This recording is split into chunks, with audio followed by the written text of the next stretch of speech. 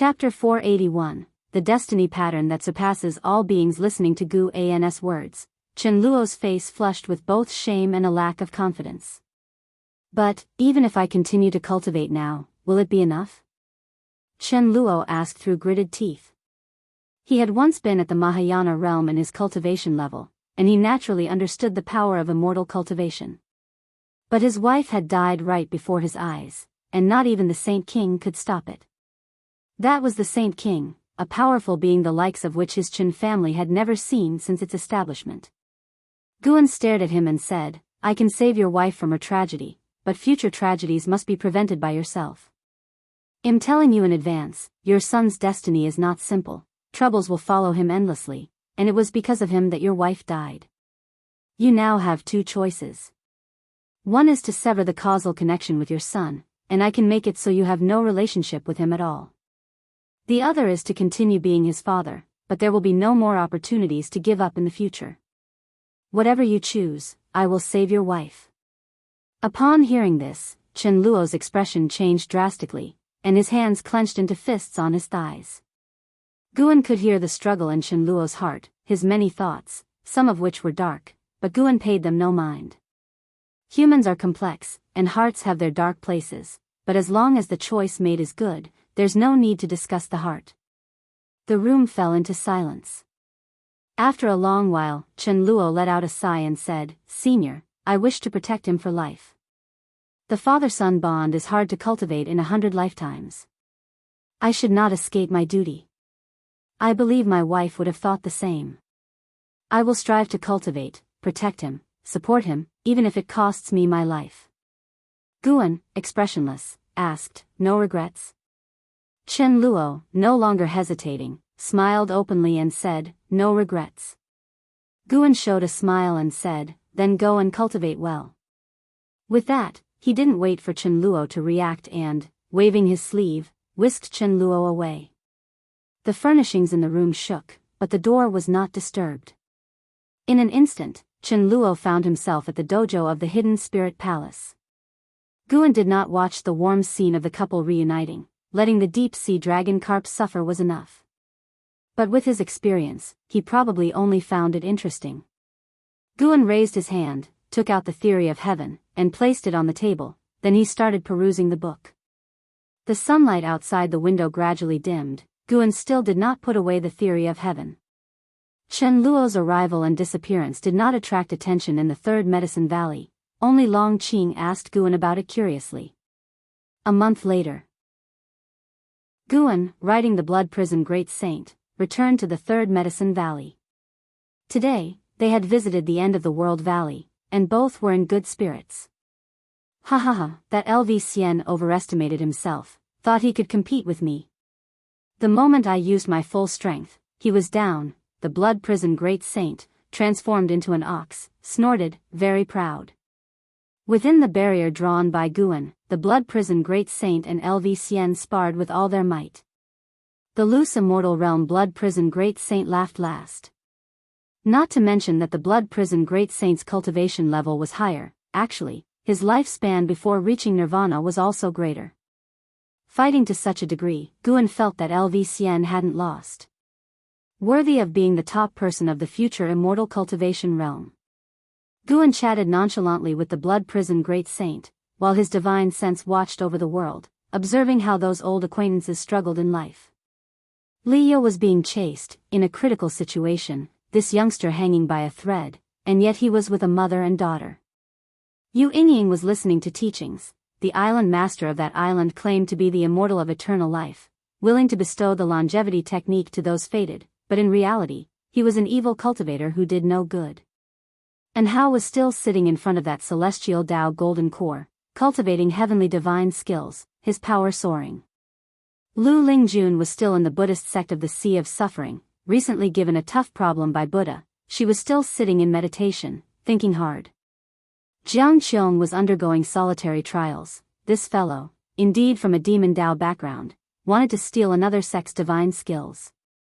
Guan also saw Hao Long reigning supreme on a continent dominated by the demon race, though his second-in-command was secretly plotting to kill him and take his true blood. Other old acquaintances were each living their eventful lives. Guan would not intervene if he could avoid it. Being an onlooker also felt quite good.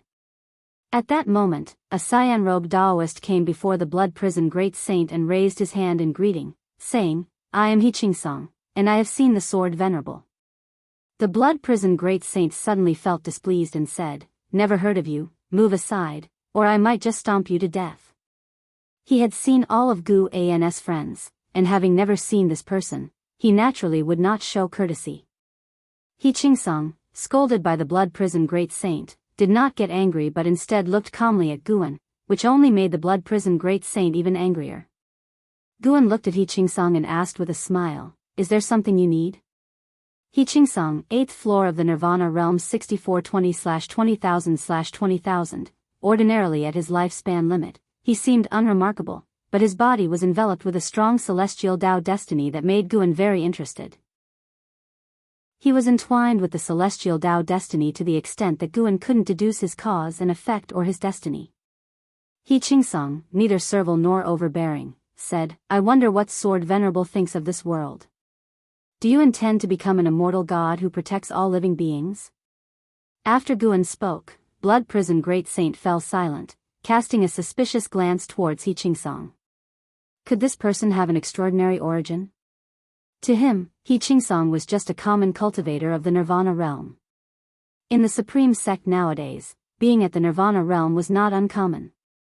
Years before, a celestial and earthly immortal had become an elder of the supreme sect, and it had been quite the affair.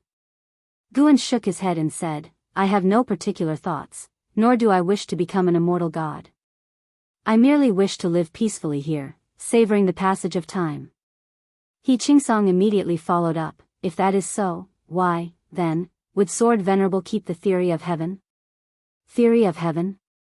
Blood Prison Great Saint was taken aback, unaware that their master had a piece of the theory of heaven. Far away, before the mountain of 10,000 swords where Zhu Luo Sword Monarch was meditating in enlightenment on his sword skills, he opened his eyes and his gaze fell on He Qingsong. This aura, could it be? Zhu Luo Sword Monarch frowned, a bad premonition rising in his heart. Guan asked with a smile, "Do you want the theory of heaven?" He Qingsong replied, "I do not wish for it, merely that its presence in the hands of Sword Venerable means the great fortune seekers of this world cannot obtain the true immortal inheritance. Your Tao practice should not intervene in the operations of the world." Guan looked at him as if trying to see through him, but He Qingsong was not intimidated and met Guan's gaze. Blood Prison Great Saint's eyes flashed coldly upon hearing He Qingsong not addressing Guan with respect. An Xian, Long Qing, and Shen Chuan noticed this scene and approached, with other disciples noticing someone was obstructing their master and something seemed amiss, drawing more of them closer. Long Qing moved the fastest. He arrived in front of He Qingsong, sizing him up and saying, "It's you. I've seen you before. What is your identity that you dare to be so disrespectful to my master?" He Qingsong did not answer, and just quietly stared at Guan, waiting for his response. Guan, evidently interested, asked, "Have you come for the sake of all living beings?" He Qingsong replied, "I have come for the operation of the world. This past month, living among the cultivators of the Supreme Sect, I have come to know your character and actions. If you truly have a compassionate and merciful heart, you should release the theory of heaven to allow this realm to welcome its savior sooner. This too is the will of the heavenly Tao." Guan raised his right hand, palm up, and the theory of heaven materialized in it.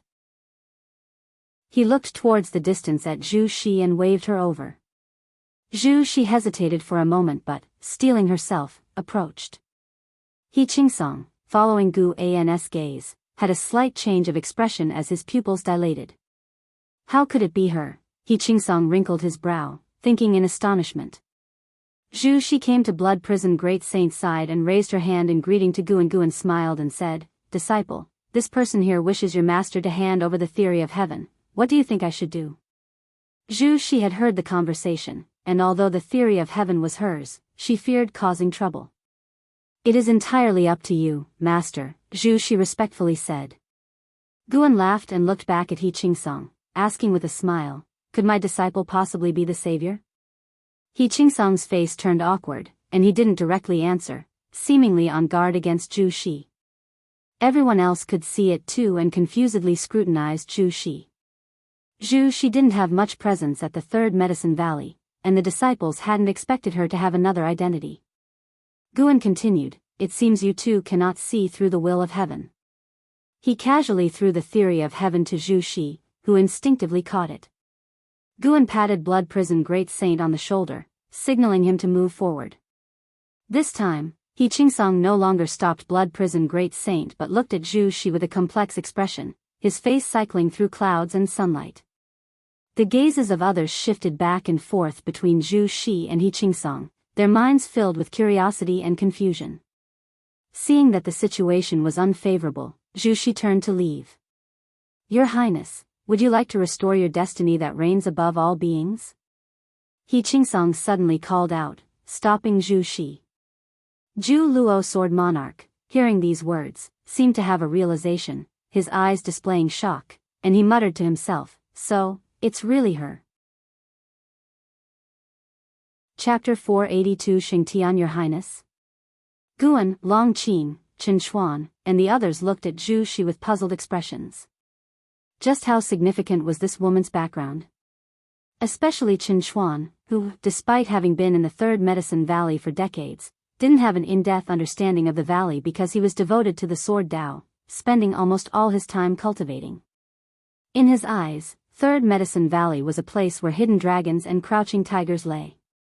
He Qingsong, who always spoke of all living beings, to appear detached and extraordinary, was calling Zhu Shi Your Highness. Just who was Zhu Shi? Suddenly, Chen Xuan felt he had been too rash and perhaps should pay more attention to his surroundings. Zhu Shi, with her back to He Qingsong, bowed her head, tightly gripping the theory of heaven. It was clear she was struggling psychologically. After hesitating for a while, Zhu Shi still left holding the theory of heaven, leaving the onlookers even more confused. He Qingsong watched her departing figure and didn't speak further to hold her back. Instead, he furrowed his brows and fell into deep thought. "Disperse now, disperse." An Exian spoke up, waving his hands at the disciples gathered around from all directions. Seeing this, the disciples could only scatter with confusion and curiosity still in their minds.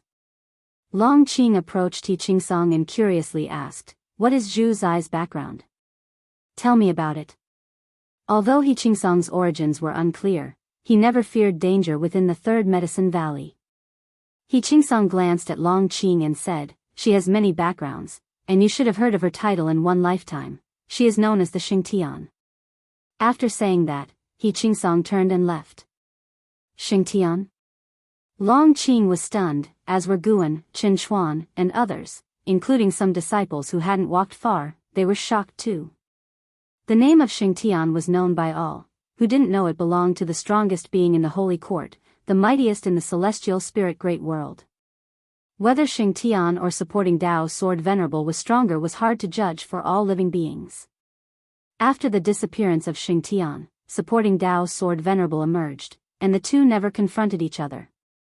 Of course, those of higher realms all knew that supporting Dao's Sword Venerable far surpassed Xingtian in cultivation level. Regardless, Xingtian made an indescribable impression on the beings of the celestial spirit great world. Many lifeforms equated Xingtian with Tsangtian. Blood Prison Great Saint looked up and couldn't help asking, "Master, is Zhu Shi Xingtian?" Guan sat on his back and said nonchalantly, "Who knows? In any case, it's irrelevant to you and me. The one and only primordial swallowing Yuan body." No wonder Xingtian was so powerful that she suppressed the entire great heaven and earth, deterring the celestial demon race. Guan silently thought it was interesting. He could see that He Qingsong didn't want him to interfere with the evolution of heaven and earth. He Qingsong must be controlled by some will, specifically coming to test him, but he hadn't expected to encounter Zhu Shi. Guan himself also didn't want to frequently interfere with the transformation of heaven and earth. His previous intervention was only because the silent destruction god emperor had targeted him and Long Qing. No matter how the battle continued, he wouldn't care. He just needed to protect himself and those around him. To extinguish 99% of all living beings, Guan looked up at the vault of heaven, his thoughts drifting. 99% seemed like a lot, but in the grand scheme of the entire celestial spirit great world, after 99% were extinguished, the remaining beings would still be vast. From another perspective, the heavenly Tao still left mercy and a sliver of hope, with the current strife providing a chance for beings to fight for a new lease on life. Compared to the transformation of heaven and earth, Guan was now more looking forward to his own Tao practice. Being heaven-encompassing free immortal wasn't enough. He needed to keep increasing his strength, to surpass the true form of the silent destruction god Emperor, surpass the celestial spirit god, surpass the immortal gods and the cosmic order hidden in the mist. The news about Zhu Shi being Xingtian didn't spread.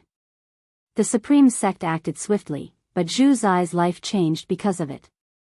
Every time she left her house, she encountered many people crowding around her. Even great cultivators from the Holy Court took residence in the Third Medicine Valley. Guan stood in front of the window, looking out at the bustling Medicine Valley, and remarked, "There are more and more people." Shenzhen, who was preparing to paint, turned his head to look at him and asked, "Is the crowd good or bad for you?" "I used to think it was good, but recently, not so much." Guan replied, his gaze deep, pondering something unknown. Upon hearing this, Shenzhen appeared contemplative. The brush she had been hesitating to lay down finally made its mark. After observing the scenery of Medicine Valley for a while, Guan turned around and walked to the desk to look at Shenzhen's painting. It was a landscape painting depicting mountains with waterfalls, buildings next to the waterfall, and a medicine garden below, where someone was sowing seeds. Not far away, a cow and a fat rat were chasing each other. "Are you painting me?" Guan asked curiously. Shenzhen replied, I don't know why, but such a scene suddenly appeared in my mind, becoming increasingly clear. This could be where you'll live in the future." Guan didn't respond, his gaze rested on the cliff above the waterfall. He saw a figure in white, seemingly a woman, looking down at the medicine garden from atop the cliff. He couldn't help but wonder, who was this woman? He didn't ask, nor did he try to calculate it. When Shenzhen finished the painting, she suddenly exclaimed, "Oh, how come I've painted a woman? Who is this?" Guan rolled his eyes and said, "You painted it, and you're asking me?" Shenzhen picked up the painting, remarking, "I always feel like this painting is from the far, far future." Guan teased, "What? You can predict the future now?" "Don't say that, it's actually possible. Many of the images are things I haven't experienced, and they don't match the present or the past. Maybe I have begun to achieve enlightenment after you taught me, but what I've achieved is not the way of cause and effect," Shenzhen said seriously. Guan smiled but did not argue. Shenzhen indeed had already begun to step into the initial understanding of the Great Tao. What she contemplated was not the way of cause and effect, but the way of fate. Having stepped into enlightenment, Shenzhen had surpassed all living beings. Many experts of the immortal Tao spent their entire lives unable to achieve enlightenment, including the divine thought true immortal. Shenzhen continued to share her dreams, revealing her insights into the way of fate. Guan listened intently, understanding that even though his cultivation level was higher, he might still find inspiration in her insights. Outside the supreme sect, on a mountaintop, a man in a black robe stood with his sword in his arms, his white hair fluttering in the wind. Beside him stood a dozen cultivators, each exuding an extraordinary aura and holding various magical treasures. "My lord, the supreme sect is just ahead. Is the supporting Tao sword venerable really not going to intervene in this opportunity?" a masked woman asked the man in the black robe, nervously. They had lived for many years, having experienced the supporting Tao sword venerable struggles against the profound desolate demon god and the silent destruction god emperor, and held a deep reverence for him from the bottom of their hearts. An elder spoke up, "The supporting Tao sword venerable has released the theory of heaven as a statement of intent. We just need to ensure that we don't harm the innocent." The rest echoed his sentiments, their words filled with a longing for the theory of heaven. The man in the black robe's face was indifferent. He spoke calmly, "Once we arrive at the supreme sect, we must first visit someone. He should be aware of the supporting Tao sword venerable's stance." As the words fell, a rainbow light swept across the celestial vault above him, quickly disappearing into the horizon. The masked woman frowned and asked, "Was that the Nine Extreme Saint God?" The man in the black robe replied, "Indeed it was." I didn't expect such an arrogant man to also pursue the theory of heaven. It seems he now knows his celestial mandate. He leapt up, turning into a wisp of black mist, soaring towards the horizon, with the others quickly following suit. Meanwhile, in the third Medicine Valley, within a forest, Zhu Shi stood face to face with Zhu Luo's sword monarch, who looked with interest at the theory of heaven in her hand. Xingtian, do you really wish to yield this opportunity to me? The sword venerable has entrusted it to you, perhaps he sees potential in you. Zhu Shi shook her head. I am not the Xingtian you speak of, all I know is that I can't keep it safe now. Since the sword venerable does not wish to deal with the repercussions, I shall give it to you. You are strong enough, perhaps you can claim the true immortal inheritance. Hearing this, Zhu Luo's sword monarch sneered derisively, and with a wave of his right hand, the theory of heaven was drawn into his possession through the air.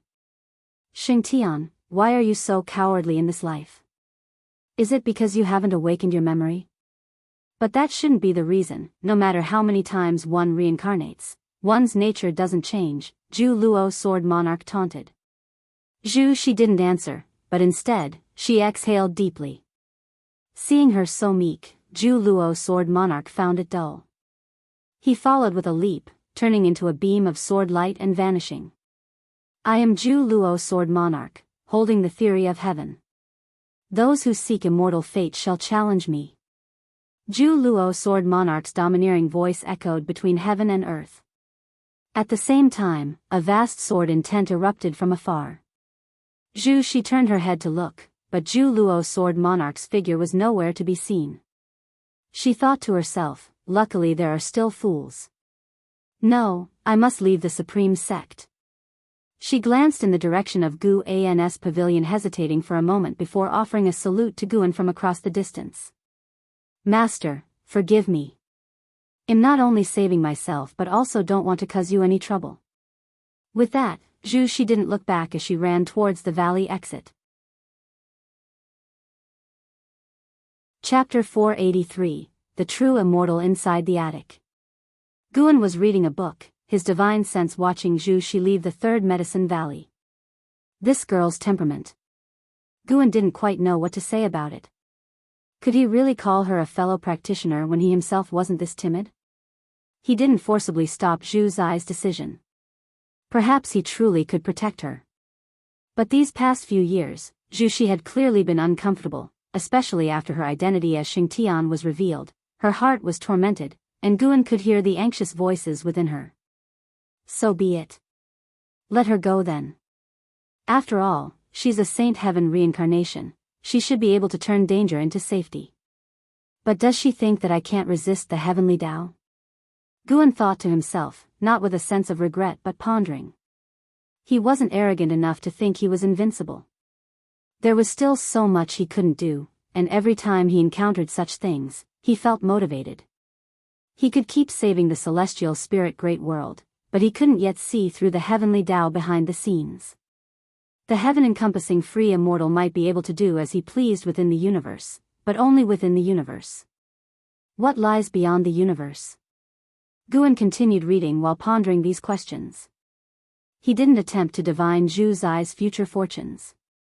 Ever since the incident with Xiao Chuan's reincarnation, had tried not to predict the future as much as possible, to avoid knowing too much and wanting to change things, bringing about more variables.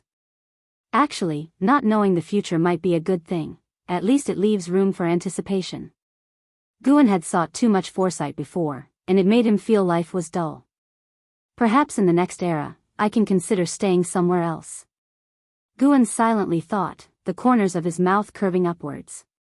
He, too, started looking forward to the future, to a completely new life. As autumn gave way to winter, the snow blanketed the land in white. In the mountain god temple within the North Sea mountain ridge, profound mysterious Shinran stood on the eaves, gazing at the distant battle in the sky. The fierce wind raged, the forest shook violently, wave after wave, a sight of magnificent grandeur. Yet profound mysterious Zenran's figure was immovable, his eyes shining brightly. Despite having stood guard here for over 1,000 years, making his Tao heart even more steadfast, deep down, he still harbored the blood of one who longed for power. He was the most talented individual in the history of Mount Sanqing.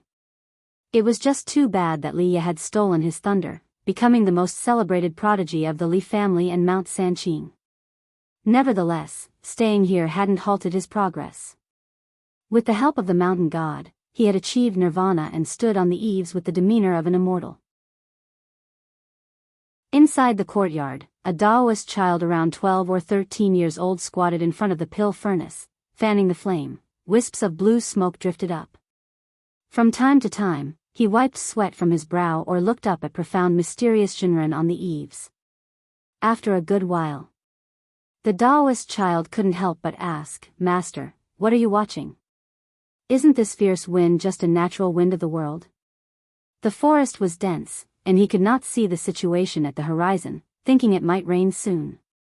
Profound Mystery Jinren replied, "It's nothing, your teacher was just watching two sparrows fighting. As for this wind, there are plenty of strange winds in the North Sea mountain ridge.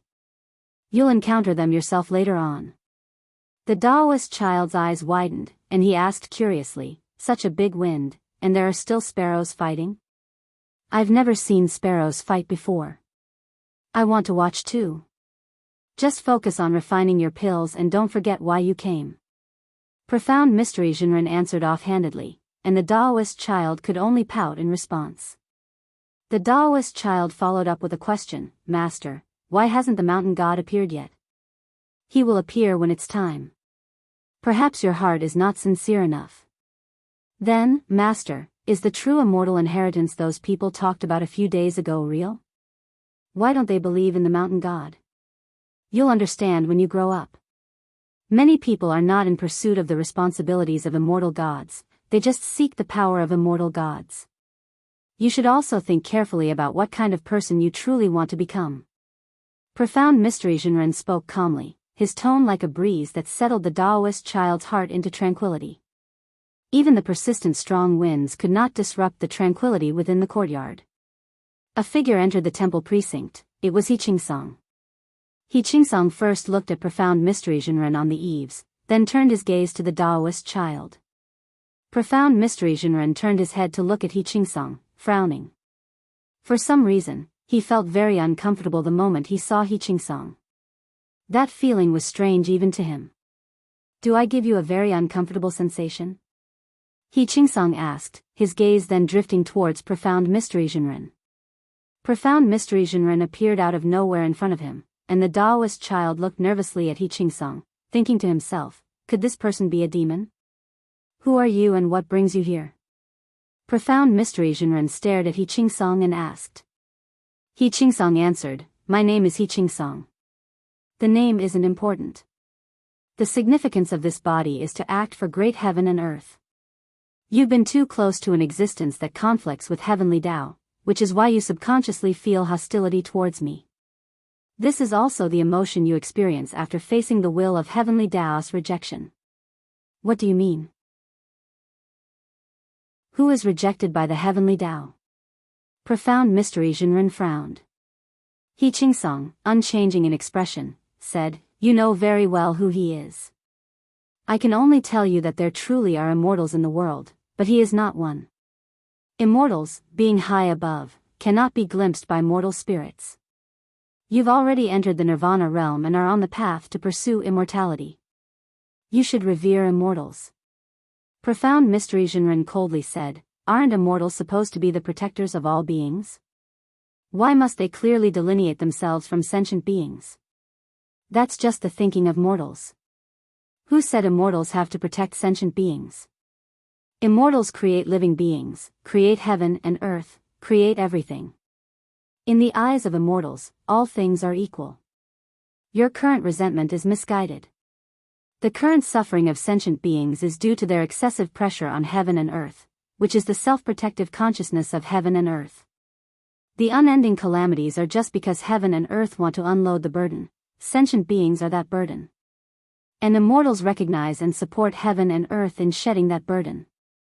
The words of He Qingsong made Profound Mystery Jinren's face turn ugly, and they rocked his Tao heart. Are immortals really like that? He Qingsong lifted his right hand, and a broken piece of white jade appeared in it. He spoke with sincere gravity, you have a heart of great compassion, rare in this world. You are indeed destined for an immortal fate. This jade is called Celestial Tao Jade. It can avert all tragedies, but it also requires a price to be paid. I gift this jade to you, whether to use it, and how to use it, is up to you. As his words fell, the Celestial Tao Jade flew into the hands of Profound Mystery Jinren. Seeing He Qingsong turn to leave, Profound Mystery Jinren asked, "Did you choose me because of him?" Without stopping, He Qingsong said without looking back, "Your heart yearns for the immortal, and actually, the immortal can also feel it. To use your own words to your disciple just now, you can't feel the immortal, simply because the time has not yet come. If you want to become an immortal, you must understand everything, must go through tribulations of the mortal world. Only when you are not swayed by emotions do you qualify to become an immortal." After stepping out the door, he disappeared into thin air as if he had never been there. Profound Mystery Jinren looked down at the Celestial Tao Jade in his hand, his brow deeply furrowed. The Taoist child came to his side, curiously looking at the Celestial Tao Jade, asking, "Master, is what he said the truth? Is the mountain god not an immortal?" Clutching the Celestial Tao Jade, Profound Mystery Jinren took a deep breath and said, "Disciple, your teacher will teach you a lesson today. Do not listen to what others say, look at what they do. Your faith should not be defined by anyone else. Whatever you believe in, that is the truth." Chapter 484 Savior in the Hidden Spirit Palace. Guan watched as Chen Luo sparred with the deep-sea dragon carp, his mood lifted by the words of Profound Mysterious Jinren. He hadn't chosen the wrong person. As for He Qingsong, he didn't pay much attention to him because he saw many people like He Qingsong spreading the concept of immortality everywhere, and their numbers were growing. It was as if they had suddenly come to a realization, their bodies entwined with the celestial Tao destiny. These individuals wanted to convince all living beings of the existence of immortals and to revere the heavenly Tao. Because of this, they intended to topple everything, to knock down the images of Holy Court, supporting Tao's sword Venerable, and Yang Immortal Emperor as the strongest figures in the hearts of the people, making them understand that the heavenly Tao decides everything. According to this trend, given enough time, all beings would believe in the heavenly Tao, believe in destiny, and any powerful existence would also fall in the hearts of the people, planting a seed in their minds. Apart from the heavenly Tao and immortals, nothing is eternal. There would no more be a ruling force as enduring as the Holy Court, because even those in the Holy Court would believe that it could be overturned, as long as the celestial mandate was with them. Bang! Chen Luo hit the ground hard, causing the surface to cave in and form a web-like fissure.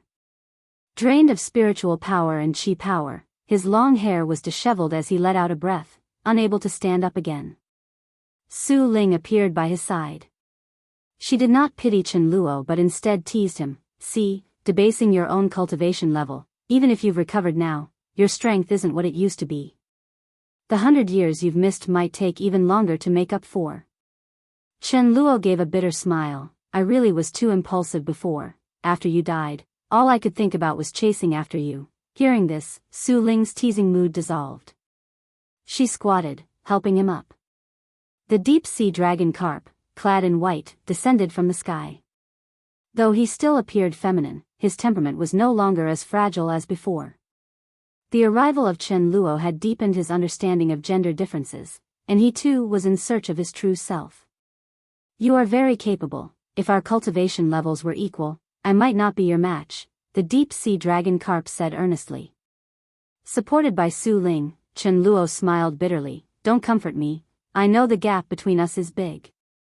Don't worry, I won't be discouraged." The deep-sea dragon carp didn't know what to say, as he indeed was comforting Chen Luo. During their previous sparring, he did not feel any pressure. Guan lay in a rocking chair, beginning to close his eyes to rest. In every medicine valley and dojo, there were people cultivating, and he was anticipating the roles these individuals would play in the future. Being the heaven-encompassing free immortal, even though he couldn't directly extend the limit of others' lifespans, his influence would ensure that those around him were stronger than what their original destiny dictated. It wasn't that geniuses were gravitating toward Guan, but rather he was creating geniuses, and those who successfully approached him were great fortune seekers. He was the strongest in the celestial spirit great world, and no matter how much he remained hidden, he would influence the entire world. After chatting for a while, the deep-sea dragon carp, Chen Luo, and Su Ling began discussing their aspirations.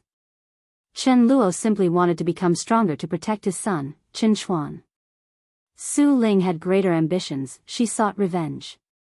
The deep-sea dragon carp wanted to unify the ocean and establish order to better protect the hidden spirit palace. Beneath the blue sky, the ocean churned majestically. Zhu Luo Sword Monarch stood proudly above the clouds, a book of theory of heaven floating in front of him. With a smile lift at the corners of his mouth and an arrogant expression, he looked down disdainfully at the more than a dozen people below him. Your theories of heaven now belong to me. Scram, you trash. Even if you cultivate for 10 million more years, you'll never be worthy of touching the theory of heaven. Zhu Luo Sword Monarch spoke bluntly, his words filled with mockery. Despite his peaceful demeanor in the Third Medicine Valley, upon his arrival, he even dared to challenge supporting Dao Sword Venerable. The faces of the man in the black robe and his followers were extremely ugly. They all had injuries, and some were even reduced to just souls. Filled with anger and fear, they glared at Zhu Luo Sword Monarch. The overwhelming power of Zhu Luo Sword Monarch left them in despair, and at that moment, none dared to speak. They could only look towards the man in the black robe, waiting for him to make a decision. The man in the black robe looked at the sword in his hand, its blade enveloped by a faint layer of sword qi. The sword qi was so heavy that he felt it was impossible for him in this lifetime to match Zhu Luo Sword Monarch in the sword Dao. He took a deep breath and said, "Retreat." After he spoke, he turned and left, with the other cultivators hastily following him. In the distance, on an island, a group of cultivators and great demons gathered, discussing the recent great battle, and Yang Jian was also present. Yang Jian gazed at Zhu Luo Sword Monarch from afar, filled with emotion. What a powerful sword Dao! He even felt that Zhu Luo Sword Monarch was invincible. However, the thought that Zhu Luo Sword Monarch had once stayed in the Third Medicine Valley for hundreds of years made him speculate just how high his master's Dao practice might be. It was said that the Saint Heaven reincarnation also appeared in the Third Medicine Valley and apprenticed under his master. Yang Jian's heart began to waver, suddenly doubting whether leaving the Third Medicine Valley had been a mistake. If he had stayed, might he have encountered greater opportunities? He could not be sure, but he could at least confirm one thing: the cultivation techniques and divine skills his master had taught him were enough to let him surpass reincarnation. Zhu Luo Sword Monarch now holds 6 volumes of the theory of heaven, and he is not far from receiving the true immortal inheritance. He doesn't even seem to be looking for the theory of heaven, simply waiting for others to challenge him. It is said that he has reached the 9th heaven of the immortal path. I've heard that he comes from another great heaven and earth, but was suppressed by the supporting Dao Sword Venerable as soon as he arrived. Although supporting Dao Sword Venerable is strong, he isn't the divinely appointed savior. It's unclear if this person might be the savior. Hearing the surrounding discussions, Yang Jian frowned. He could feel the reverence the world held for his master weakening, as people began to hope for another savior. Knowing his master would welcome such a development, but he also felt that some force behind the scenes was driving this trend, which did not bode well. As seasons changed and time passed, 200 years quickly went by. At the edge of the Third Medicine Valley, inside a small pavilion on a mountaintop, Guan and LV Badian sat facing each other, drinking wine. Guan listened to LV Batian's complaints while silently calling up his attribute panel. Name: Guan, lifespan, 1-913/7, 450, 227, 042, physique, primordial infinite body, cultivation level, Luo Tian Zizai immortal realm perfection, 7,450,000,000 years lifespan. Getting closer and closer to 10 billion years, it had been a long time since he had activated the lifespan feature, and he didn't know what kind of feature would unlock this time. At the same time, Guan was also contemplating when to break through and where to go for the breakthrough. He had an intuition that another breakthrough might alert the celestial spirit god or even the mysterious group of immortal gods. Although the lifespan barrier could hide his presence, if he were the celestial spirit god and sensed a threat, he would certainly do everything possible to eliminate potential threats, and he now had a substantial reputation that required caution. LV Badian looked up at Guan and asked, Guan, what do you think? Do you think they're being too greedy? Chapter 485, Land of Reincarnation. Upon hearing LV Badian's inquiry, Guan withdrew his thoughts and replied, Indeed, I was too greedy. Supreme Sect had its eye on the true immortal inheritance, wanting to win over Ju Luo's sword monarch or to persuade Guan to leave the true immortal inheritance within Supreme Sect, even if it was just for his disciples. Faced with Gu An's answer, LV Badian's face immediately showed a bit of embarrassment.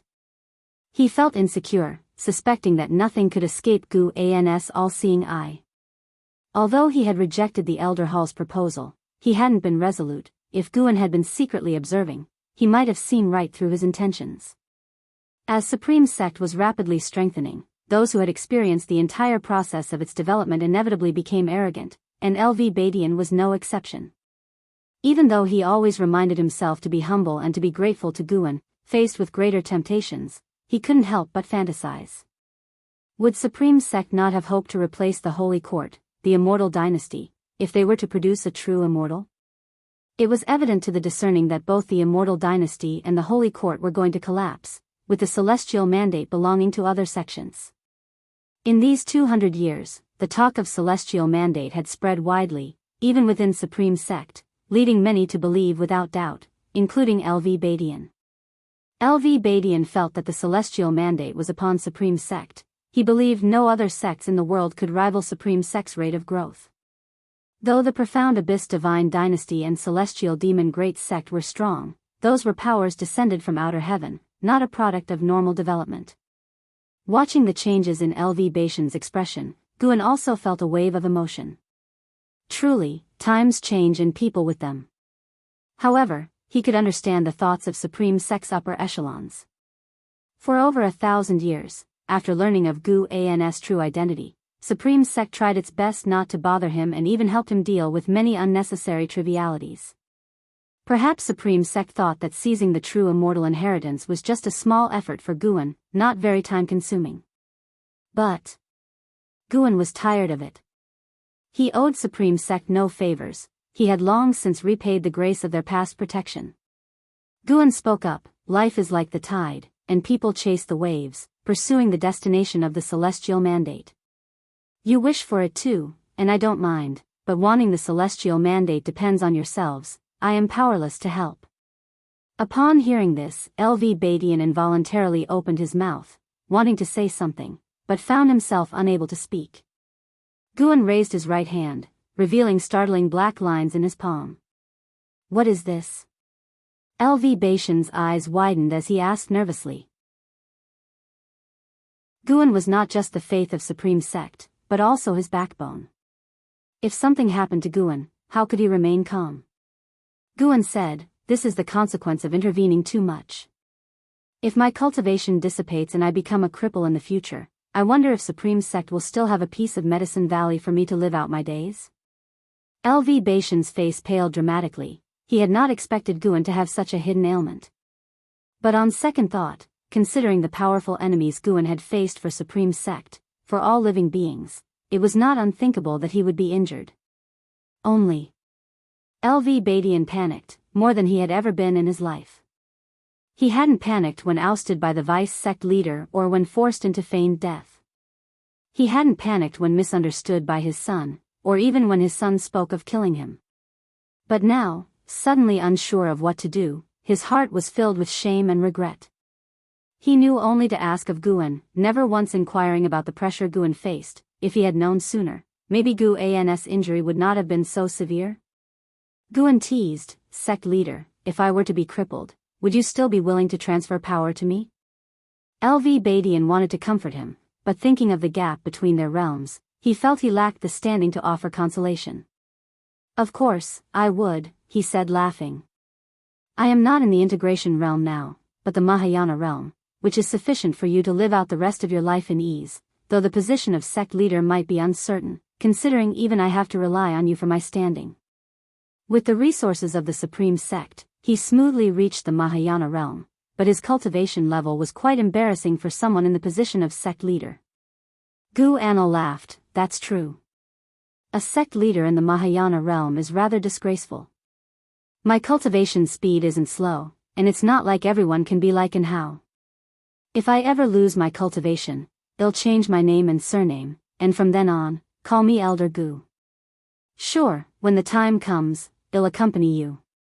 The two laughed and talked as if they had returned to over 1,000 years ago. Guan was just trying to scare LV Badian, but he didn't expect LV Badian to take it to heart. That was good, too. It was time for the entire Supreme Sect to have an awakening. Relying on one person was not good for the sect. 2 hours later, as twilight descended, LV Badian left with a resolute expression on his face, as if he was going to report something to the Elder Hall. Guan then turned his head to look at the Third Medicine Valley. From the top of the mountain, the Third Medicine Valley was truly magnificent. Wherever he went in the future, he would have to take the Third Medicine Valley with him. After all, it was the fruit of his labor for 1,800 years. After sitting alone in the pavilion for a while, Guan stood up and walked down the mountain. The setting sun shone on him, and as he descended the mountain, he gradually became dim. Upon returning to the valley, Guan stopped under the attic. Looking into the distance, Qin Chuan was sparring with Long Qing, drawing crowds of disciples to watch and cheer. Qin Chuan had a strand of celestial Tao destiny about him, very faint, hard to detect, but it sure existed. Guan glanced once and continued upstairs. "Master, Elder Li of the Inner Sect Refining Hall is about to host a birthday feast for his 2000th year, and he has sent someone to invite you," the Blood Prison Great Saint spoke up. That Elder Li was an old friend of Gu Ans for 1,000 years, and after living past 2,000 years, he would face his mortality in not too many years. "I understand," replied Guan. "Go and find an Xian, tell her to prepare a gift." "Okay." Blood Prison Great Saint immediately rose and went off in pursuit of Nzin's aura. After Guan went upstairs, he sat down at the desk, turning his head to look out the window. After Elder Li's passing, Gu Ans' true friends would be very few. He was still popular now, but more people came to him for his power. When Guan became friends with Elder Li, the Third Medicine Valley was not famous, and the apparent gap in their cultivation levels wasn't significant. It started as a chance meeting at an inn, both fond of Cyan Hero's travelogue, talking for a long time before forming a bond. A new era really is coming. Guan murmured to himself, feeling the old times and old friends fading away. He didn't dwell on it, instead, he extended his divine sense across the universe. Choosing the place for his breakthrough was what he should care about the most at the moment. As his divine sense probed, he saw a powerful force emerging in the silent extinction domain, even flying the flag of the battle court, having already ruled over a dozen great heaven and earths.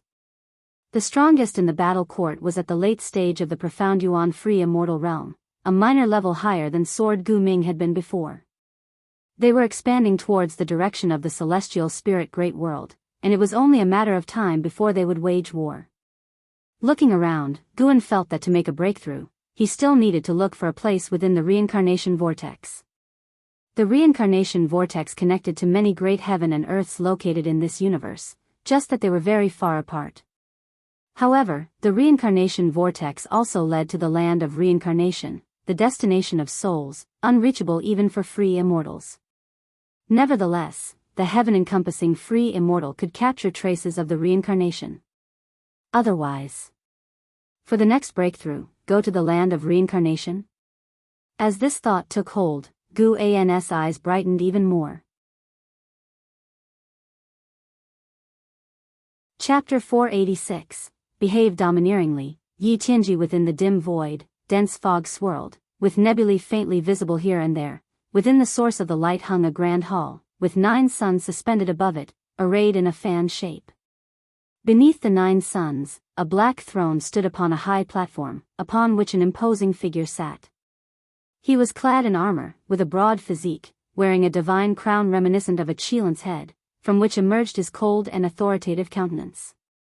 White hair fluttered at the sides of his face, as he supported his head with one hand in a languid pose, continually exhaling turbid breath like a true dragon taking a brief rest. A bolt of lightning struck from the depths of darkness, hitting the grand hall and transforming into a winged man. He was dressed in dark cyan Taoist robes, with a grim expression and long hair cascading freely, resembling a fierce ghost. In front of the seated figure, the winged man seemed so diminutive, like facing a towering mountain. "My lord, it appears that the power of the immortal gods is intervening in this universe," the winged man spoke with a grave tone, clearly wary of the immortal gods. The seated figure slowly opened his eyes, his pupils gold in color, which made him look even more majestic and overwhelming. Immortal gods? Ridiculous, in this great thousand world there is but one immortal god. He would not interfere in internal strife. Besides, this great thousand world betrayed the immortal god in the past. The dissatisfaction of the immortal god with this world is not so easily dissipated. His gaze shifted to the depths of the universe, the scenery of the celestial spirit great world reflecting in his pupils. Hearing this, the winged man frowned and asked, "Do you mean someone is masquerading in the name of the immortal gods?" The seated figure replied, "Both the heavenly Tao and the immortal gods wield their power despotically. They would not engage in so many roundabout tactics. However, it is just as well, let them test the depth of the celestial spirit great world. Our task is to capture the remnants of the Long clan." The winged man pressed on, "But within the celestial spirit great world lies the celestial Tao golden core. Why not take it for ourselves?" The seated figure did not respond again, and simply closed his eyes. The grand hall fell into silence, the 9 suns still blazing fiercely, bringing endless light to the void. Suddenly, the winged man seemed to sense something, swiftly turning around to look, only to see in the deep darkness of the void a pair of vast eyes staring back at them. Those eyes were like the eyes of the universe, making the nebulae in their presence pale in comparison.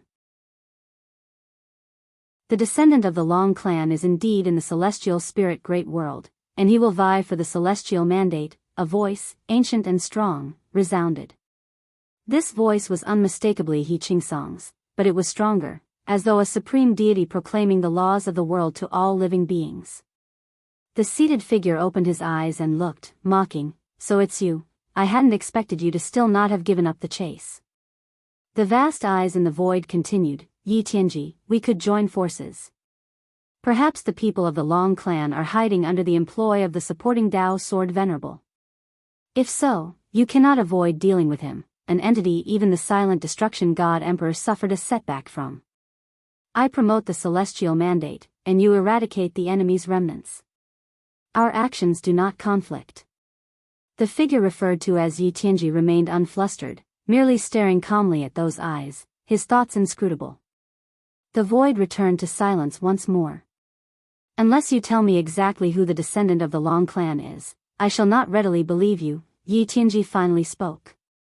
The vast eyes in the void narrowed slightly, hearing Yi Tianji continue, "But you have another option. You could concede the celestial Tao golden core to me. I might then consider assisting you." The celestial Tao golden core. The expression in the eyes of the void suddenly turned cold, while Yi Tianji closed his eyes again. The winged man on the grand hall could not help but smile, looking mockingly at the vast eyes in the void, waiting for a decision.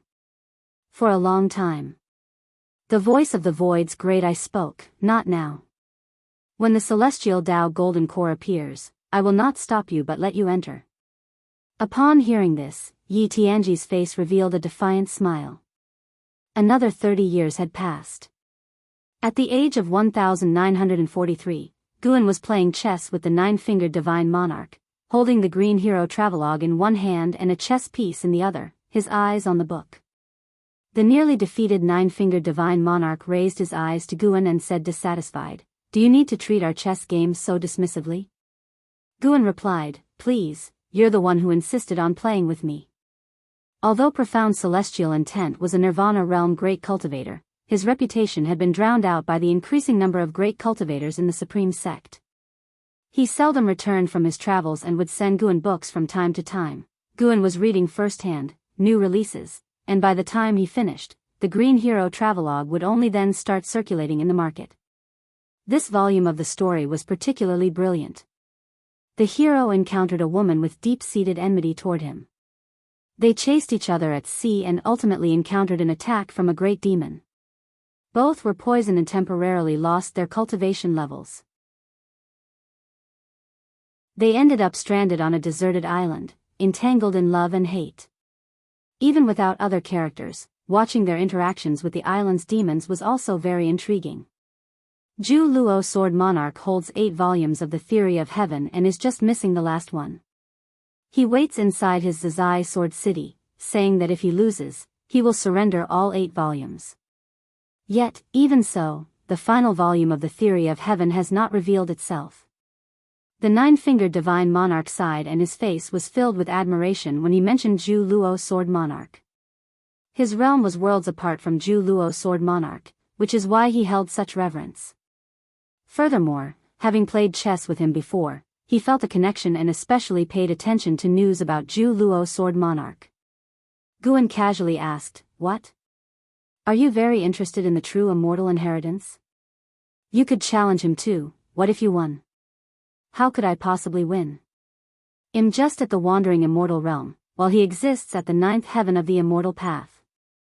I could cultivate for tens of thousands of years and still might not reach his level," said the 9-fingered divine monarch, his eyes wide. Seeing that he did not want to continue the chess game and was changing the subject, Guan said irritably, "Tens of thousands of years? Do you think you can live that long?" The 9-fingered divine monarch was so annoyed that he stood up and left with a flick of his sleeve. Guan curled his lip and thought to himself that he really lacked sportsmanship in chess. He stood up and walked towards the outside of the dojo. Along the way, disciples and cultivators who saw him all paid their respects. He walked toward the mouth of the valley, where a woman was pacing at this moment. This woman was Yilan's disciple, Yi Qingxue. Nearly 1,000 years old, she had reached the divinity transformation realm cultivation level. 2,000 years ago, she could have roamed freely across the continent, but in today's supreme sect, a cultivation level of divinity transformation realm was not as prestigious as some exceptionally talented new disciples. Dressed in a yellow robe, Yi Qingxue saw Gu An's figure from afar, and she was immediately filled with joy. Just as she was about to step forward, she hesitated again. As a child, she had been disrespectful and hostile towards Guan. She felt that her master, being so powerful, shouldn't have to curry favor with Guan. But ever since she realized that Guan was the supporting Dao Sword Venerable, she understood how ridiculous she had been. Because of this, she dared not see Guan anymore. Since her master's death, she had kept this relationship secret and did not speak of it. Apart from the Elder Hall, no one knew of her relation to Guan. Seeing Guan walking towards her, Yi Qingxue felt nervous and apprehensive. Could it be that her uncle master had foreseen her coming and had specifically come to meet her?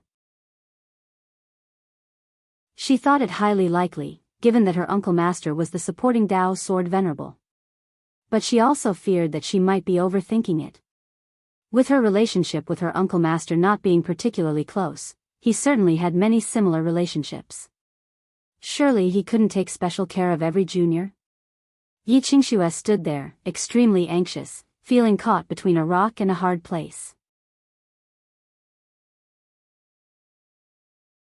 Chapter 487, Changes in the World. As Guan approached, Yi Qingxue still didn't dare to greet him, but the nearby disciples came over to pay their respects and greet him. Third Medicine Valley was now home to many disciples, all of them cultivators who required space for practicing their spells. Even chi absorption cultivation needed space, hence, around Third Medicine Valley, one could always see people, especially near the entrance that represented the main gate of Medicine Valley. The closer Guan got, the more nervous Yi Qingxue became, hearing nothing but her own breathing and heartbeat. She held power within her subsect as well, and she was considered a talent. Years of experience had rendered her calm in handling matters, so why was she so nervous at this moment? She didn't understand, she could only secretly chide and blame herself. "Now that you are here, why not come in? Must your master uncle come out to fetch you personally? You're making quite the entrance, even grander than the sect leader." Gu An's light laughter reached her ears, startling her into looking up and meeting his gaze. She quickly raised her hand in salute, her voice trembling as she spoke. "Greetings, Master Uncle, let's go. I happen to be free today, Guan said with a smile. Before Yilan passed away, the only thing she was worried about was Yi Qingxue, as she was the disciple Yilan had personally raised, which was evident from their shared surname. Go? Where to? Yi Qingxue asked nervously, her heart surprisingly lifted, not expecting her master uncle to still remember her and treating her with the same gentle attitude as before. She had thought that after her master's death, his brother would no longer show her kindness. To resolve your troubles.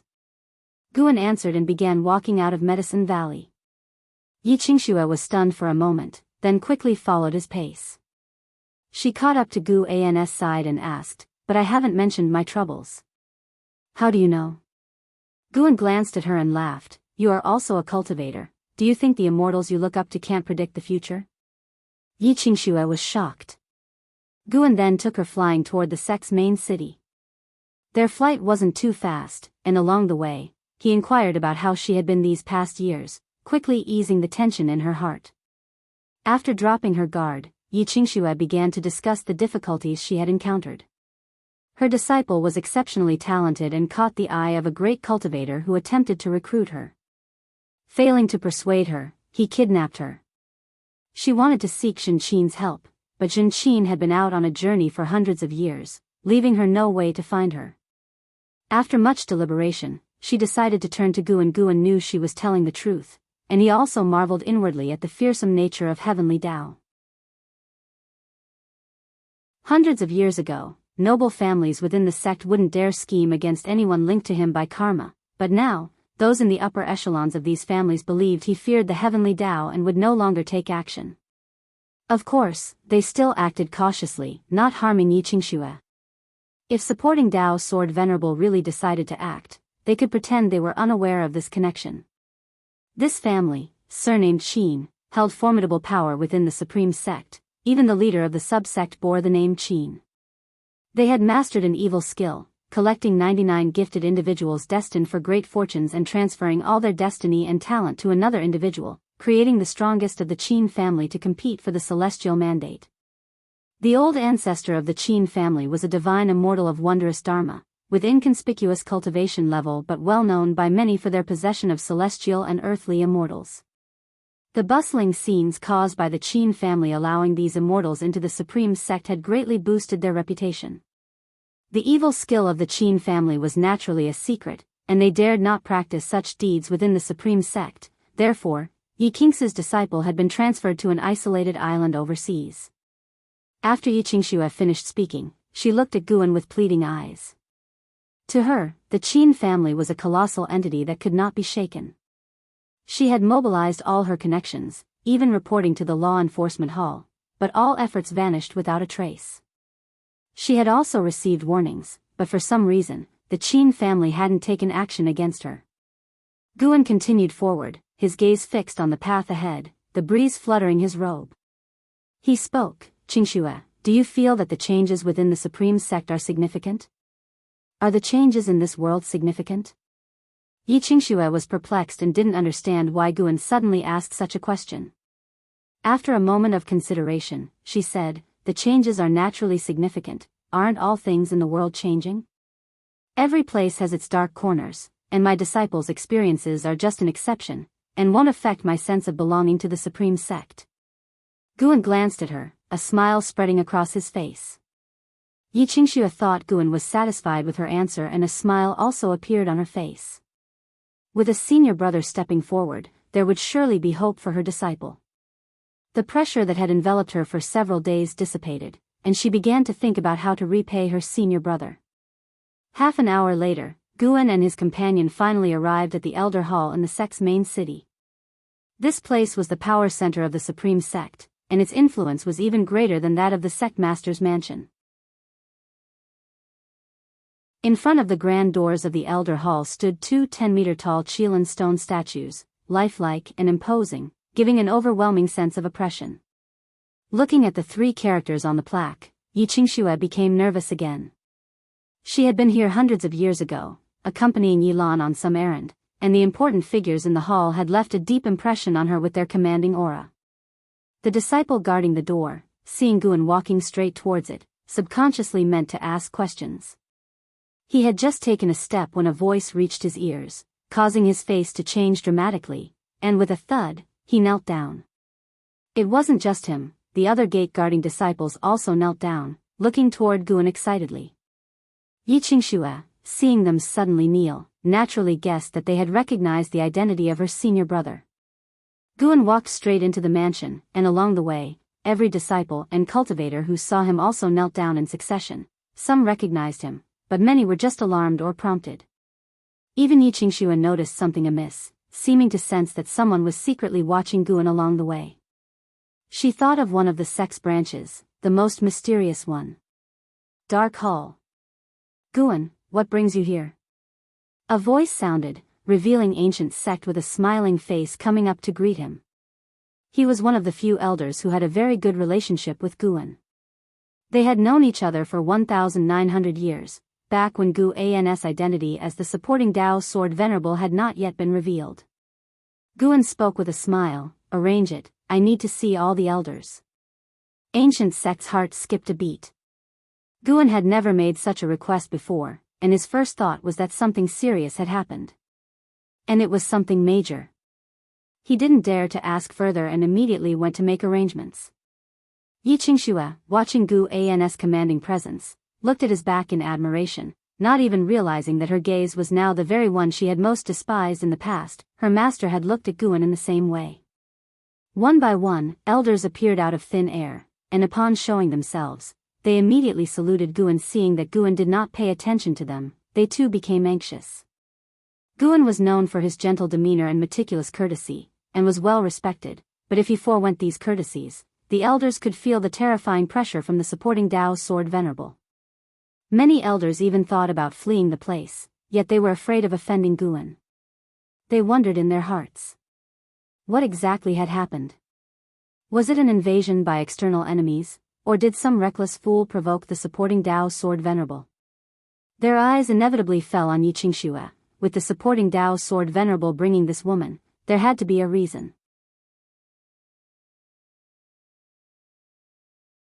Chapter 488, Incomprehensible Methods. Vice Sect Leader Ji Hantian also appeared, and he personally led Guan and Yiqingxue to the conference hall.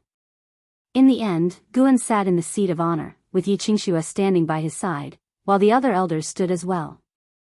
Seeing Guan with his eyes closed, they couldn't help but communicate secretly through sound transmission technique.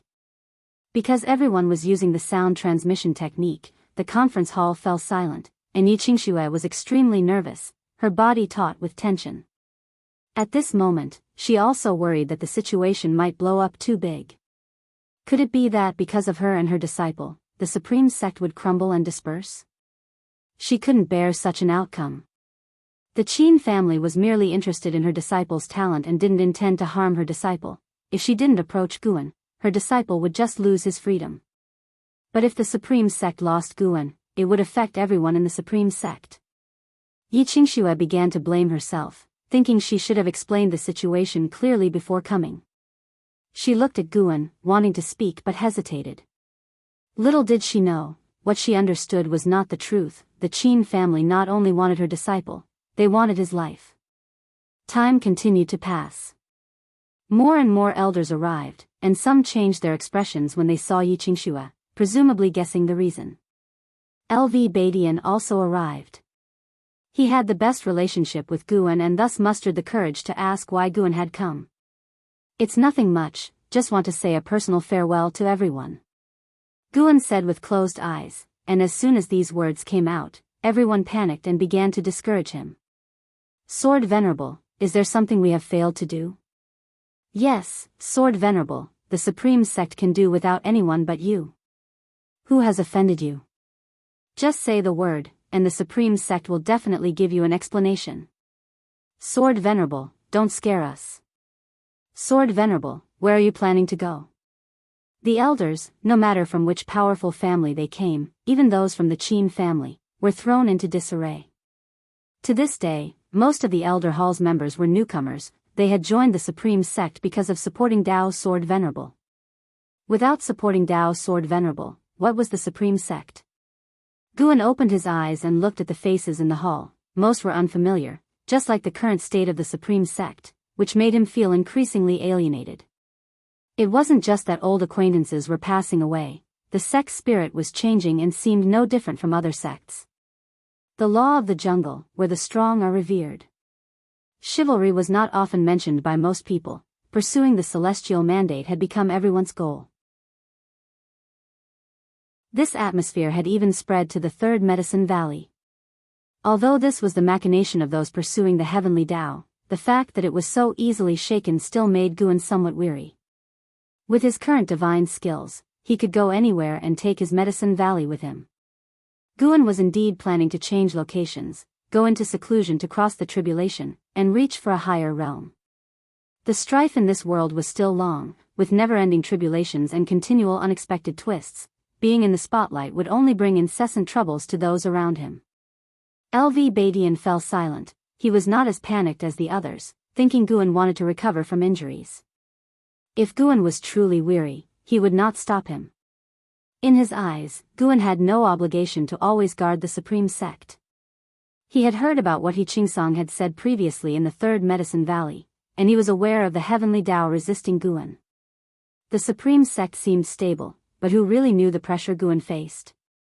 Guan looked over everyone, making them lower their gaze as the discussions abruptly ceased. Suddenly, Guan raised his right hand, and something appeared in his palm out of nowhere, covered with a faint silver light, and water surrounding it. Upon close inspection, it wasn't just a rock, it turned out to be an island, but in Guan's palm, it looked like a rock. "What's this?" LV Badian asked with a frown. The others also focused on the island in Guan's hand, their divine sense probing it, and soon some of them showed a change in expression. The elders from the Qin family looked even more panic-stricken, trembling all over with extreme fear. Yi Qingxue also looked at the small island in surprise. She used her divine sense to probe it and took in the entire island's scenery. She saw her disciple. "Changer." Yi Qingxue's beautiful eyes widened in disbelief as she called out. She saw her disciple bound to a stone pillar, barely clinging to life, surrounded by others also tied to various stone pillars, their bodies plastered with all sorts of talisman paper. As soon as she spoke, the Qin family elders were so scared they immediately knelt down, each sweating profusely. Guan had already taken control of the island. Although they couldn't understand his methods, they knew Guan was targeting them.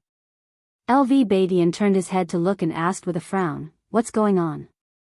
The other elders also frowned, just as clueless about what the Qin family was really up to.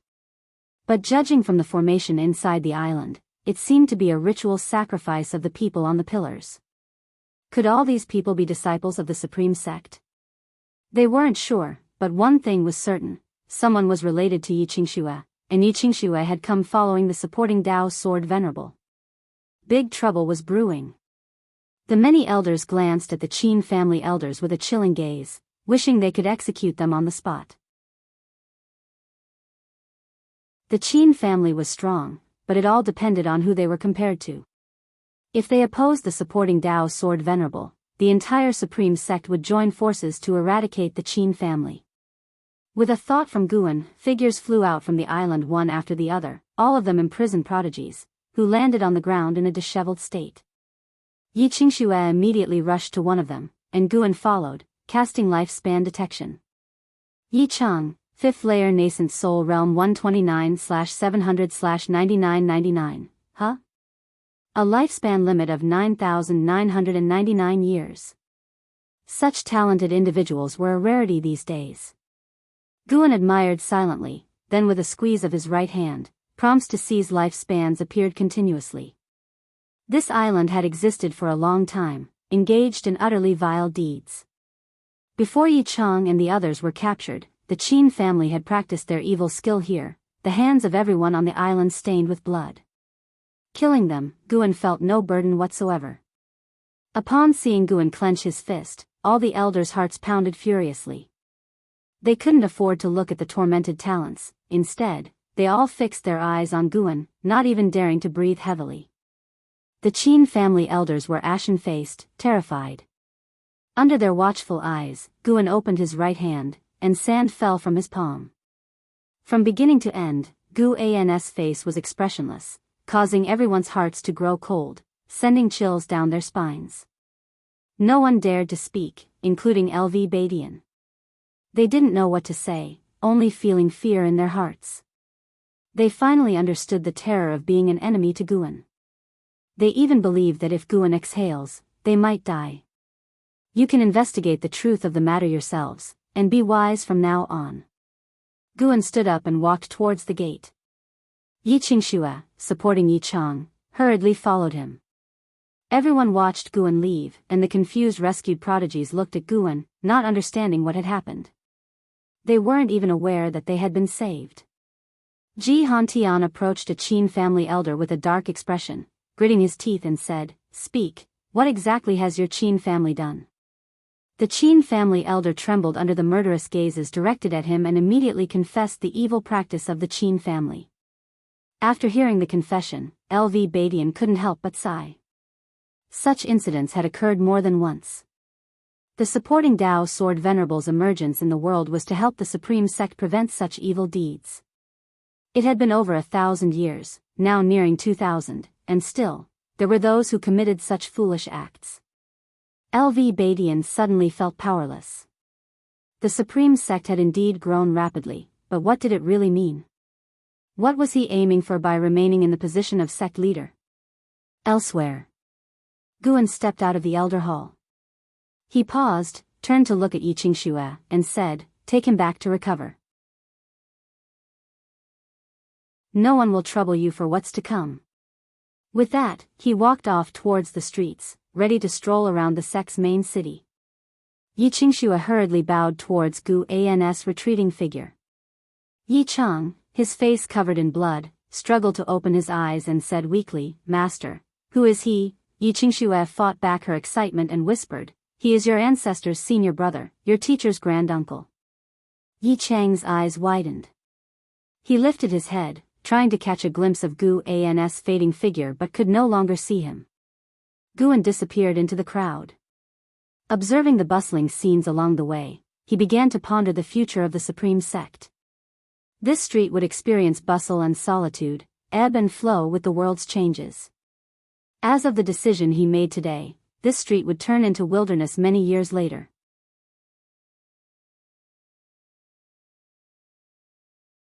Chapter 489, Celestial Tao Reincarnation, 10 billion years lifespan. When Guan returned to the Third Medicine Valley, it was dusk, and he called an Xian to return with him to his loft. "Master, is there something you needed?" An Xian asked, curious. Guan seldom summoned her without a significant reason. Guan asked with a smile, "If I were to prepare to leave, what would you think?" Upon hearing this, Enzin's expression instantly turned serious. She knew her master was not joking. Over the years, she too had felt something was amiss. It was widely proclaimed in the world that all must believe in the heavenly Tao and pursue the celestial mandate. At first, she didn't feel much, but when she heard the disciples declaring that the fate of the world was predetermined by heaven, she sensed trouble. She still remembered what He Qingsong had said, that the heavenly Tao did not wish for her master to intervene. Although she wasn't sure if He Qingsong could represent the heavenly Tao, she couldn't help but think more about it. If master wishes to leave, then we will leave. Where to and when? An Xian asked, seemingly without any hesitation and even somewhat eagerly. Guan shook his head with a wry smile and asked, "Don't you have people or things you would hate to leave behind?" An Xian replied, "Although I am the major disciple of Medicine Valley and have close relationships with many disciples, I know where everything I have comes from. I only care about master and my senior fellow disciple." She was gentle by nature, considerate in her interactions, but that didn't mean her heart was indecisive. Guan could hear the sincerity in her voice. His lips curled up as he said, "Since that is the case, I entrust you with a task. Select a suitable disciple from the Third Medicine Valley to take over as the Valley Master in the future. Of course, do not reveal my intentions for now." An Xian immediately agreed. Then, she began to inquire where Guan planned to go, but Guan did not answer her. For he was also hesitating. The universe was vast, with many worlds. It was worth considering whether to head to outer heaven or stay in the celestial spirit great world. Under the mystical star-studded sky, the celestial Tao golden core emitted endless light, illuminating the entire universe. Boom! A gust of wind rushed toward the young immortal emperor, causing his golden robe to billow intensely. He squinted, looking towards Anhao standing before him. 10 feet away, Anhao stood with his back to him, his body enveloped in golden flames, his long hair fluttering, radiating a soaring aura. This aura is almost catching up to that of celestial and earthly immortals. How has his strength increased so quickly? Something's not right. The young immortal emperor's eyes flickered with suspicion. Anhao slowly turned around, glancing sidelong at the young immortal emperor, his expression indifferent and totally unlike his usual self, causing the young immortal emperor to frown. "What's wrong?" the young immortal emperor asked. Anhao said, "A powerful being is targeting the celestial Tao golden core. They are already waiting for its emergence." "Did the celestial Tao golden core tell you that?" the young immortal emperor asked. Anhao didn't reply but instead fixed his gaze on the young immortal emperor and said, "The calamities of the immortal dynasty are approaching, the fierce battle you hope for is perhaps wishful thinking." Calamities? The young immortal emperor's brows furrowed tighter, his doubts about Anhao's state growing. Anhao said solemnly, "Your Majesty, if the immortal dynasty faces the danger of annihilation, would you sacrifice yourself to save it?" Whoosh! The young immortal emperor heard a noise behind him, and as he turned, he saw a ring of light emerging on the surface of the celestial Tao golden core, quickly expanding to display the thriving scenes of the immortal dynasty. As he watched, a hand descended from the sky, uprooting the continent where the immortal dynasty was located and moving it to outer heaven. Next, this hand crushed the entire immortal dynasty into dust, leaving nothing behind. The young immortal emperor's face turned grim as the scene within the ring of light vanished, leaving only a vague figure standing inside, seemingly waiting for him. The celestial spirit's archenemy has targeted this realm. Destroying the immortal dynasty is just the beginning, next is the holy court. What will you do? This being surpasses even the free immortal, Anhao said, his tone indifferent, as if possessed by some supreme being. The young immortal emperor looked at him again and asked, "Who are you really?" Anhao's expression didn't change as he answered, "I am still Anhao, just that I have been tempered through the celestial Tao reincarnation over the years, making me different from before." Heavenly Tao reincarnation? I kept experiencing the destruction of the celestial spirit great world, where each time, all beings were annihilated, the world shattered, and the heavenly Tao golden core was taken by a mysterious and powerful being. I kept changing the situation in the reincarnation, but the outcome was always the same. As long as the world shattered and the light of the heavenly Tao that enveloped the world dispersed, that mysterious being would make a move. Anhao said in a tone laced with inexplicable meaning, filled with sadness and resolution. Young immortal emperor was not startled but looked deeply into his eyes and asked, "If that's the case, what good does my sacrifice do?" Anhao looked toward the heavenly Tao golden core and said, "The heavenly Tao golden core will grant you strength that surpasses that of the Zai immortals, but from then on, you will become a puppet to the heavenly Tao golden core. Your emotions will be erased, you will still be you, but there are many things you will no longer be able to do, and that is only if the transformation is successful." Young immortal emperor, with a smile curling the corners of his mouth, responded, "That sounds a lot like the celestial sect wandering the human world." He turned to look at the heavenly Tao golden core, and the figure within the halo gradually became clearer. It was another him, as though he were looking into a mirror. Flames sparkled in young immortal emperor's eyes, growing more intense. Years flew by, another 200 years had passed. Third Medicine Valley. Ancient Sect stood in front of Gu An's loft, his face filled with complex emotions. An Xian, standing beside him, said, "Elder Gu, go back. If Master returns, I will inform you." Guyu, alongside Ancient Sect, couldn't resist asking, "It's been over 150 years since he left, why hasn't he returned? Could he truly be gone? The Qin family has already been punished and even expelled, can't he let go of his grudges?" An Xian shook her head and replied, "It's unrelated to that. Master left because of something else, you're overthinking it." Ancient Sect stopped Guyu from saying more. Let's go back. Perhaps we are overthinking it. Elder Gu sighed, then turned and left. Gu could only follow in his footsteps. Under a nearby tree, where the blood prison great saint was meditating, he opened his eyes and watched them leave, his face showing a mocking smile. An Exian turned and left without lingering under the loft.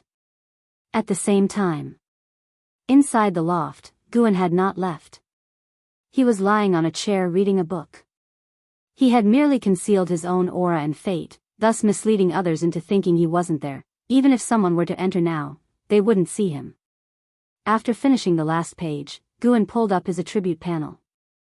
Name, Guan, lifespan, 2-143/9-999-605-001, physique, primordial infinite body, cultivation level, Luo Tian Zizai immortal realm perfection, 99 billion years of life. So close to 100 billion. Guan was eagerly anticipating his new life abilities, hoping they wouldn't disappoint. The reason he feigned departure early was to prepare for his breakthrough. The next breakthrough would surely shake heaven and earth, and he also wasn't sure if his journey to the land of reincarnation would alarm the celestial spirit great world, so he chose to hide himself in advance. Now, other than the celestial spirit god, no one should be aware that he was still there. He shifted and began to gaze into the distance.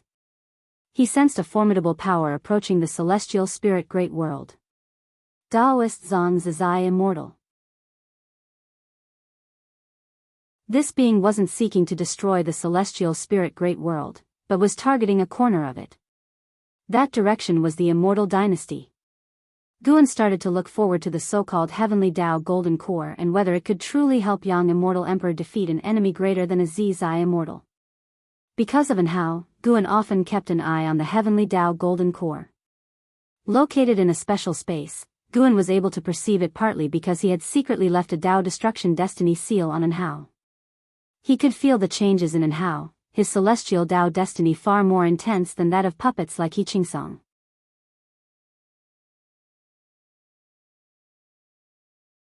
Chapter 490. The Great Tao is boundless deep within the universe. Amidst the darkness, a purple rainbow sped along at an inconceivable speed, its target being the celestial spirit great world.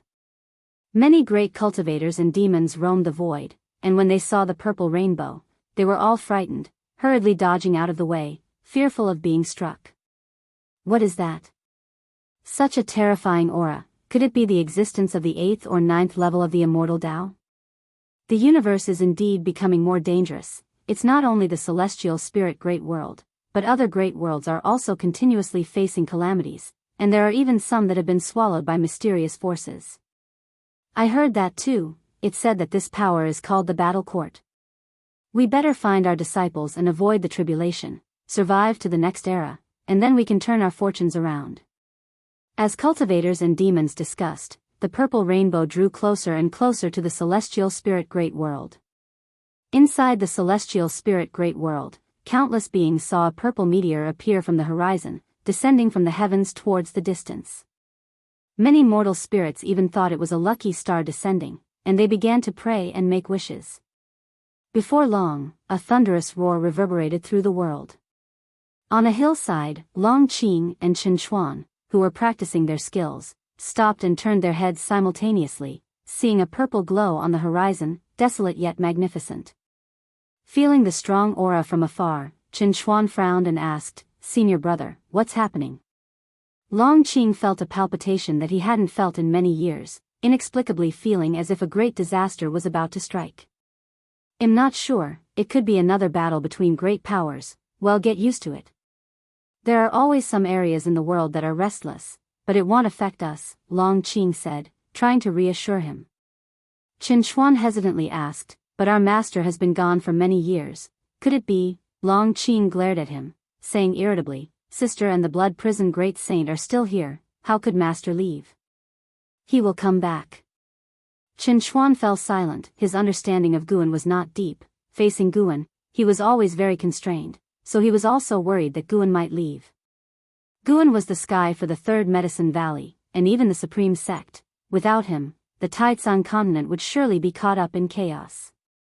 Chen Chuan wasn't afraid of being involved in the conflict, but he was afraid of losing track of his master. He still wanted to practice the sword Dao under his master. Even though he was known as a genius, faced with his master's sword Dao, he felt an endless urge to learn. He needed time to become stronger. He was not yet ready to stand against the heroes of the world. The two brothers gazed into the distance, each harboring their own thoughts, no longer speaking. Not just them, in various places within the Third Medicine Valley, disciples were all looking in the same direction, worrying about the future of the Taitsang continent. Guan had not left for over a century. His prolonged absence had inevitably led to rumors within the Supreme Sect, many people worrying that the supporting Dao Sword Venerable had abandoned the Supreme Sect. The news even spread overseas, causing many spies from different sects to infiltrate the Taitsang continent and the Supreme Sect. The Supreme Sect seemed still stable, yet it felt as if it was a building about to collapse. Inside the tower, Guan watched the battle, observing the immortal dynasty resisting that Daoist Zhang Zizai immortal from outer heaven. In just an instant, the immortal dynasty's destiny was dispersed by that person, who crashed into the immortal dynasty's land, shattering the ground and engulfing the mountains and lands with fierce fire, turning the continent of the immortal dynasty into a hell in a blink. Guan could sense that this person was holding back, seemingly not wishing to destroy the celestial spirit great world itself, just wanting to crush the immortal dynasty. The immortal dynasty responded swiftly, quickly forming a great formation, the ancient immortal emperor taking the lead to combat the Daoist Zhang Zizai immortal, with other divine thought true immortals joining the battle. Daoist Zhang Zizai immortal was quite arrogant, continually provoking the immortal realm's immortals' Dao hearts, looking to grant them the greatest opportunity. Yet, Guan knew he was waiting for the celestial Dao Golden Core. The celestial Dao Golden Core was hidden in a mysterious space, isolated by celestial Dao destiny, making it impossible for Daoist Zhang Zizai immortal to locate it directly. Guan also saw that Yang immortal emperor had surpassed the free immortal. He was inside the celestial Dao Golden Core, and surprisingly, he did not need to cross the tribulation. His chi blood was merging with the celestial Dao Golden Core in a bizarre manner. What a spectacle this will be! Guan's lips curved upward. With a thought, an avatar appeared at the table and then vanished from the spot. The impending attack of Daoist Zhang Zizai immortal would undoubtedly bring a new round of calamities to the celestial spirit great world. Guan saw through his origin, this individual was connected to Battle Court, which meant Battle Court would eventually make a large-scale descent into the celestial spirit great world. He needed to choose his breakthrough site in advance in order to face Battle Court with greater confidence. Currently, the Battle Court's strongest cultivation level in the universe was the profound Yuan-free immortal realm. Although it was still beyond the reach of heaven-encompassing free immortal Guan, he wanted to conceal his stronger cultivation level to avoid unexpected incidents. In a single step, Guan's avatar entered the reincarnation vortex above, zooming into the reincarnation area at a rapid pace. The rules of reincarnation were special, invisible and colorless, but when a living being approached, they would be swept away and brought into the land of reincarnation. Guan had previously explored the land of reincarnation. It was so vast that it was even larger than the universe, so he had not directly determined the breakthrough site. Indeed, the land of reincarnation was extremely mysterious and dark as night. Even as his avatar traversed this land, it felt uneasy, as if something terrifying might emerge from the darkness at any moment and rip him apart. The mystery and vastness of the land of reincarnation made Guan realize that the great Tao was unimaginably vast, not confined by the universe, and there were many other mysterious places with different rules from the universe. Guan split his focus, keeping an eye on the great battle in the immortal dynasty while monitoring his avatar. About half an hour later, an overwhelming aura burst forth, covering everything in heaven and earth so that all living beings could feel it. Whether human, demon, or sea creatures, all looked toward the direction of the immortal dynasty. A gigantic sun appeared in the sky in that direction, spectacular in its brilliance. Its scorching heat reached every corner of the world. This heat did not cause discomfort but instead gave a warm feeling, and even the most anxious hearts inexplicably relaxed. In Guan's eyes, the figure of Yang Immortal Emperor was reflected. The suddenly appearing massive sun was transformed by him. This sun, emitting dense celestial Tao destiny, quickly healed the injuries of the immortal spirits of immortal dynasty and also helped recover their spiritual power. How utterly domineering! Guan began to look forward to young immortal emperor's performance. Celestial Tao golden core, such a magnificent creation, how dare you waste it? A chilling voice rang out, bursting with killing intent, making all living beings feel fearful. As the voice fell, heaven and earth shook violently, and two Daoist Zhang Zizai immortals began a great battle. This meant that all life in heaven and earth would be affected, no matter the distance. Even though both Daoist Zhang Zizai immortals did not wish to damage the celestial spirit great world, the power that surpassed the free immortals was more than enough to cause a destructive impact on all things. Sects around the world immediately formed formations, protecting continents, islands, and seas. Sects across the Taitsang continent also sensed trouble and hurriedly formed their own formations. Meanwhile, on top of a high mountain, Zhu Shi stood at the edge of a cliff, facing the wind.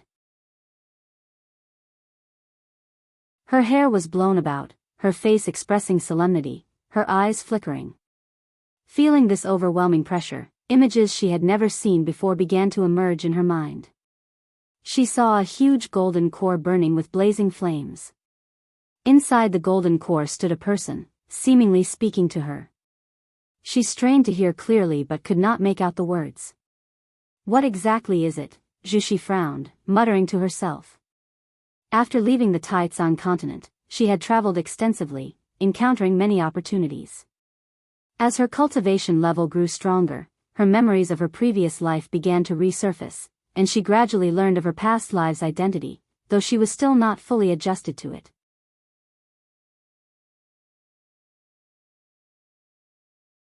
Chapter 491 Profound Star Immortal Monarch Daoist Zhang Zizai Immortals Great War left all living beings within great heaven and earth enveloped in panic. Even though the two Zhang Zizai immortals headed to outer heaven to battle, the shockwaves from their initial clash continued to wreak havoc upon the world. Great waves surged across the vast ocean, while the boundless plains were swept by raging winds, and atop the high mountains and snow-capped ridges, blizzards whirled. The common folk were fleeing, the celestial vault was roaring, and thunder echoed in waves. Inside the house, Guan predicted that the Taitsang continent would also be affected. However, it would not be a catastrophic strike, so he did not plan to intervene, deeming it a good opportunity for the inhabitants of the continent to be vigilant. To let them understand that the so-called heavenly Tao would not protect them, and if they wished to survive these turbulent years, they would have to rely on themselves. Guan closed his eyes, no longer observing the scenes of turmoil throughout the lands. As for the battle between young immortal emperor and that Zhang Zizai immortal, Guan had already foreseen the outcome. The battle court's desire to obtain the celestial Tao golden core was not so simple to achieve. Elsewhere, within the imperial palace of the Taitsang dynasty, Li Xiandao, dressed in his dragon robe, sat upon the dragon throne, his gaze fixed on the sky outside the palace, filled with flames. His sword-like eyebrows were deeply furrowed, and his expression looked troubled. He had already reached the nirvana realm in his cultivation level, though his publicly known cultivation level was at the void-crossing realm. No one was aware of his true depth. Your Majesty, even existences from outer heaven seek to vie for the celestial mandate. Do you truly remain unmoved? Asked a Daoist clad in a grey robe, standing in the hall, holding a horsetail whisk, and wearing a slight smile, seemingly confident he had seen through Li Zuando's heart. Li Zuando's gaze fell upon him and said, Can you truly bestow upon me the celestial mandate? The grey-robed Daoist shook his head. In this world, the only key that can grant your Majesty the celestial mandate is the theory of heaven. However, the Zhu Luo sword monarch is far too powerful. No one can wrest the celestial mandate from his hands. Nevertheless, I can guide your Majesty onto the heavenly Tao, allowing the Taitsang imperial dynasty to become an existence blessed by the heavenly Tao. Li Xiandao narrowed his eyes and asked, Oh? How will you assist me, and what must I sacrifice in return? The grey-robed Daoist smiled and said, I can help your Majesty establish destiny, harmonize the fate of the imperial dynasty, and all you need to do is make the people believe in the heavenly Tao. Believe in the heavenly Tao? How so? Your Majesty only needs to have the people erect monuments and statues, and pay homage to the profound star immortal monarch. Profound star immortal monarch? Li Xiandao raised an eyebrow, his expression turning playful as he asked with interest, is this immortal monarch one of the celestial Tao immortal gods? The grey-robed Taoist smiled and said, exactly, by believing in him, they will be under his divine protection, and may even receive his power. Li Xiandao sneered, is that so? To convince me of his existence and to wager the fate of an entire nation, don't you think you should offer something more compelling? The grey-robed Taoist did not panic. He stared at Li Xiandao and asked, Your Majesty, do you wish for an immortal path ultimate treasure? Upon hearing this, Li Zuando's expression shifted slightly. An immortal path ultimate treasure was naturally very appealing to him. His son Li Ye had relied on a pseudo-immortal Tao ultimate treasure to massively conquer enemies, and he too had envied it. The grey-robed Taoist raised his right hand, and a treasure sword intertwined with a golden dragon flew out from his palm, rapidly enlarging. This is the profound Star Emperor sword, even mightier than an immortal path ultimate treasure. With this sword, Your Majesty would possess the power to prevail across the world. However, you must venerate the profound star immortal monarch, for the Emperor's sword will sense your heart. After saying this, the grey-robed Taoist lifted his hand, sending the profound star Emperor sword flying towards Li Xiandao. Snap! Li Xiandao grasped the profound star Emperor sword, and in that instant, his complexion changed as he felt an incomparable power coursing through him. This power made him feel capable of accomplishing many things. He looked at the Taoist in the grey robe and asked, there are so many imperial dynasties in the world, why choose me? The grey-robed Taoist laughed and said, it's very simple, because of the supporting Tao sword venerable. He doesn't belong to the heavenly Tao nor to the celestial spirit great world. He leads those around him away from the heavenly Tao, so I want to bring the Taitsang dynasty back to the heavenly Tao. Your Majesty needn't worry, the heavenly Tao won't make you confront the supporting Tao sword venerable, nor does it want to oppose him, as long as the supporting Tao sword venerable doesn't interfere with the affairs of the heavenly Tao. Hearing him mention the supporting Tao sword venerable, Li Xiandao couldn't help but have Gu An's image appear before his eyes, and his gaze grew complicated. Knowing that Guan was the supporting Tao sword venerable, his emotions remained unsettled for a long time. He originally thought he was the best at concealing his identity, but Guan had opened his eyes to a whole new level. He had heard that Guan had left the Third Medicine Valley more than 100 years ago, and he couldn't help but wonder, could it be related to the heavenly Tao? Even the powerful supporting Tao sword venerable didn't want to oppose the heavenly Tao. Li Xiandao fell into deep thought. He didn't grow more longing for the heavenly Tao but instead was filled with wariness towards it. Guan had managed to hide his identity for so many years, which showed that they were cut from the same cloth, and with Gu An's higher cultivation level, he would see more things. Gu An's distance from the heavenly Tao must surely have its reasons. The profound Star Emperor sword in his hand might just be too hot to handle. The grey-robed Taoist stood in the hall, quietly observing him, waiting for him to make a decision. Your Majesty, don't let me down. The Taoist thought emotionlessly, confident that Li Xiandao would not refuse him. If he were to refuse, then he would have to act on behalf of profound star immortal monarch. A year passed, and spring yielded to summer. Guan stood at the window, peering out over the continents of the world. Last year's cosmic calamity ended with the young immortal emperor's victory, thereby earning him immense fame as the second mighty individual to successfully ward off a powerful enemy from outer heaven, his name resonating throughout the world. That calamity had brought a wave of destruction to the Taitsang continent, but in the end, Li Xiandao managed to quell it with a single sword stroke, saving all living beings on the continent. After that, the Taitsang continent fell into an odd, tranquil state, and no great changes came upon the world. The young immortal emperor, having reached the level of Taoist Zhang Zizai immortal, didn't directly march on the holy court. Instead, he chose to go into seclusion again. Without my intervention, this continent can still remain peaceful. This shows that I can indeed let go. Guan said with a smile, his voice light. Although Li Xiandao was somewhat compelled, the fact was that he truly protected the continent. Guan believed that Li Xiandao would have the last laugh. Let the so-called profound star immortal monarchs see that the power of mortals should not be underestimated, especially the ambition of mortals. Seeing that the weather was fine, Guan turned around to his desk and reached for the spirit flower on it. He deliberately risked his lifespan, ready to embrace the new abilities of 100 billion years. You successfully acquired 68 years of lifespan from the longevity spirit flower, tier 6. Your lifespan has broken through 100 billion years for the first time, unlocking the lifespan dojo feature. Lifespan dojo. You can consume lifespan to establish a dojo, which has some effects of the lifespan barrier to prevent deductions and prying, but the dojo cannot gather nature's spiritual energy from outside its bounds, and it has defensive power comparable to your current realm. The lifespan dojo has no area limits, but the range will affect lifespan consumption. A special reminder that the dojo cannot move. Every 10,000 years, you may choose to establish a new dojo, lifespan dojo. Guan's eyes lit up. This was good. The lifespan barrier had been a huge help, but he couldn't always keep it up due to the enormous lifespan consumption.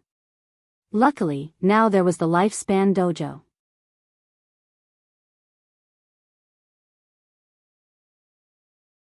Chapter 492, Breakthrough to the Perfection of the Innate Golden Immortal Realm. Guan did not immediately establish the lifespan dojo, but prepared to make a breakthrough first. This time, he did not plan to enhance his physique or cultivation technique, as he felt that his improvement in all areas was already significant. In these turbulent times, he could completely focus on pursuing an increase in cultivation level. Once the new era arrived and everything returned to peace, he would use the long years to improve in all aspects. Moreover, over the years, he had contemplated the Tao rules, continuously making progress, which might compensate for some gaps in lifespan evolution. Since his lifespan had reached 10 billion years, it was time to set off. Guan disappeared into thin air from inside the house, stepping directly into the reincarnation vortex and heading to the land of reincarnation. Because his avatar had explored many times, Guan walked decisively without glancing left or right. After passing through a dark area, he traversed a distance far beyond what a mortal spirit could imagine. Even a free immortal would need time and might not be able to cross the dense reincarnation rules. Looking around, it was still darkness, without a glimmer of daylight, but the fog symbolizing the yin and yang reincarnation appeared in front, indicating that Guan had arrived at the land of reincarnation. The land of reincarnation had no land. Looking down was an abyss, and looking up, there was no ceiling. There were no directions here, no vitality. Anyone here would feel only endless solitude. Even though Guan's avatar had been here many times, he had never seen any other living beings. Fortunately, there was a special type of spiritual energy that could help him break through. With spiritual energy, powerful beings would surely be nurtured. It's just that Guan had not yet encountered any. After a long time, Guan landed on a gray lotus flower, which was 100 zhang tall. Looking around, these gray lotus flowers of varying sizes occupied the dark space, emanating a faint glow. These lotus flowers were not living things, rather, they were condensed from the reincarnation rules, and their coverage was extremely wide, even comparable to the silent extinction domain beyond the celestial spirit great world. Because the lotus sea was vast and boundless and had an even denser reincarnation spiritual chi, Guan chose this place for his breakthrough. The moment he landed, he activated the lifespan barrier. Although he didn't feel any mighty presence, he remained vigilant, acting as if there was a powerful being lurking in the shadows. He couldn't expose himself. Guan sat cross-legged, pulling up his attribute panel and looking at his entire 10 billion years of lifespan. His mood became pleasant. The last time the breakthrough took 20 million years per crossing the tribulation. This time, even if it reached 50 million years per crossing the tribulation, he could break through 200 times. He hoped it wouldn't be that exaggerated. Guan adjusted his mentality and immediately invested 10 billion years of lifespan into his cultivation level. He was even more generous than before. You have practiced chi absorption cultivation for 50 million years. You forcefully strike at the golden immortal Tao fruit realm with the great achievement of the great Tao great freedom as you wish Bible and begin crossing the tribulation. You did not endure the reincarnation top Tao ultimate tribulation. Crossing the tribulation failed. You have practiced chi absorption cultivation for 100 million years. You forcefully strike at the golden immortal Tao fruit realm with the great Tao great freedom as you wish Bible and begin crossing the tribulation. You did not endure the reincarnation top Tao ultimate tribulation, crossing the tribulation failed. It really is 50 million years per crossing the tribulation. Although Guan had mentally prepared himself, seeing such a great consumption made his heart sink. One prompt after another fell, the 10 billion years of lifespan rapidly depleted. All failed. Guan continued to invest lifespan. Since he had not achieved success in his breakthrough, the lifespan numbers consumed by the lifespan barrier grew very slowly. Outside the barrier, the void remained silent.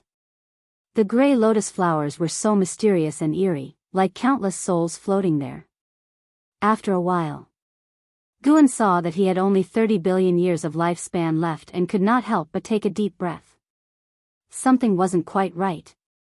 Could it be that he was destined to fail this time? Guan didn't believe in bad luck. He planned to leave himself 5 billion years of lifespan. If he still couldn't break through by then, he would have to give up. You have practiced chi absorption cultivation for 50 million years. You forcefully strike at the golden immortal Tao fruit realm with the great achievement of the great Tao great freedom as you wish Bible and begin crossing the tribulation. You endured the reincarnation top Tao ultimate tribulation, crossing the tribulation succeeded, your Tao fruit transformed into the golden immortal Tao fruit, your cultivation level broke through to the early stage of the innate golden immortal realm. You have practiced chi absorption cultivation for 100 million years, your cultivation level grows. You have practiced chi absorption cultivation for 500 million years, your cultivation level breaks through to the middle stage of the innate golden immortal realm. You have practiced chi absorption cultivation for 1 billion years, your cultivation level breaks through to the late stage of the innate golden immortal realm. Innate golden immortal realm. Gu An's face revealed joy, as he had finally broken through successfully. Continue to ascend. The lifespan barrier began to vibrate, and terrifying, vast reincarnation spiritual chi surged towards Guan.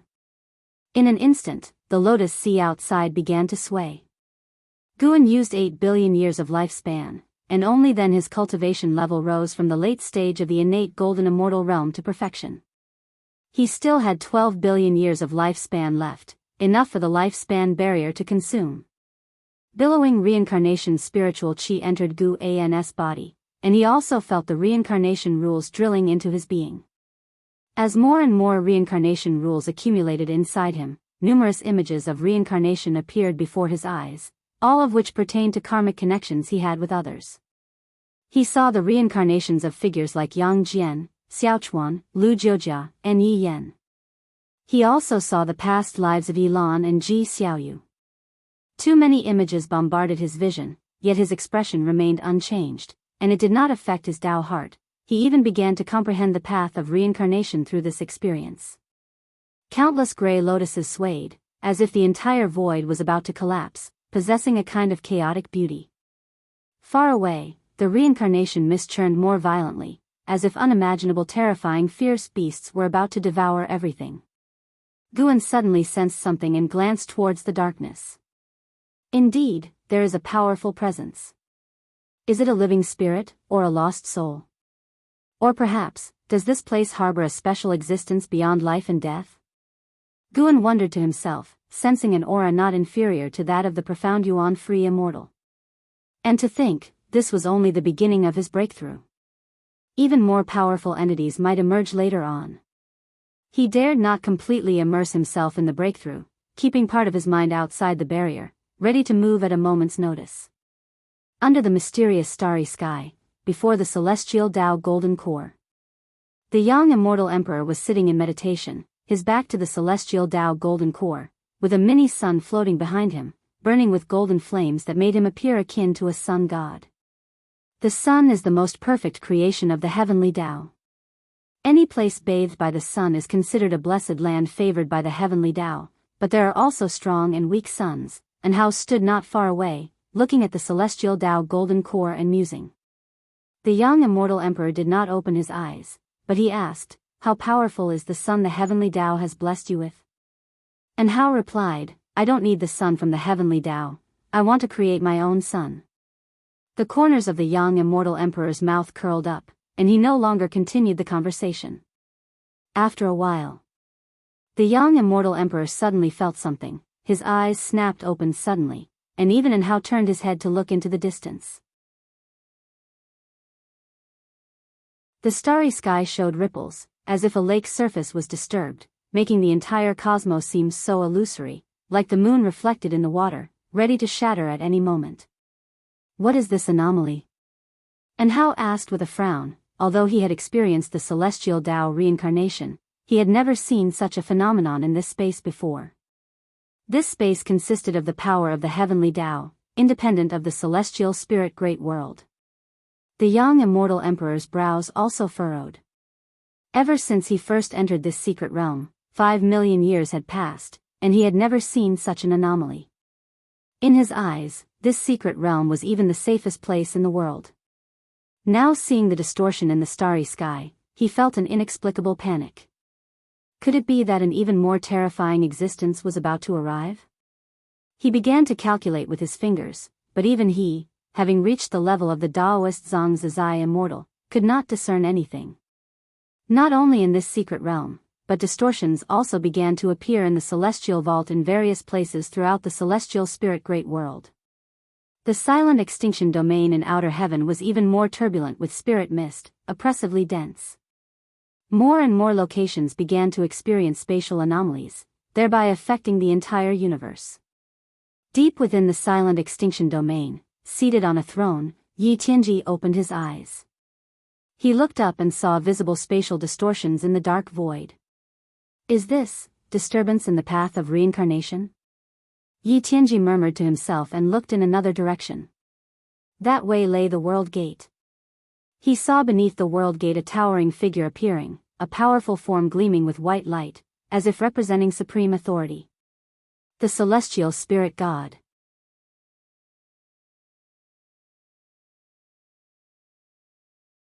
Chapter 493, Tao Fruit Blossoms, Reincarnation Chaos. He has even been alerted. Yi Tianji withdrew his gaze, his eyes flickering, suddenly feeling that the waters of celestial spirit great world were very deep.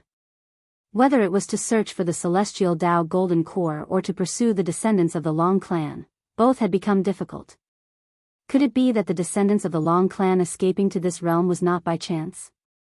Was the mysterious supporting Tao sword venerable merely a sign? What dark forces were hidden behind all this? Yi Tianji looked again at the twisted void, feeling that a mysterious and powerful being was manipulating everything behind the scenes. If he could feel this, not to mention all living beings within the various realms of existence. In a forest within celestial spirit great world, Zhu Shi stood on a tree branch, looking at the twisted celestial vault, her brow furrowed. Reincarnation in chaos, could it be the hidden danger from that entrance? The Yuanshu ancestor of the immortal dynasty opened the reincarnation vortex, allowing the celestial spirit great world direct access to reincarnation, and many cultivators used the reincarnation vortex for reincarnation trials, or to flee to other realms. In Zhu Zai's view, this was an act that disrupted the order of reincarnation. Indeed, chaotic anomalies had now appeared. Zhu Shi suddenly thought about escaping from celestial spirit great world, but her cultivation level simply could not break free from the heavenly Tao's limitations.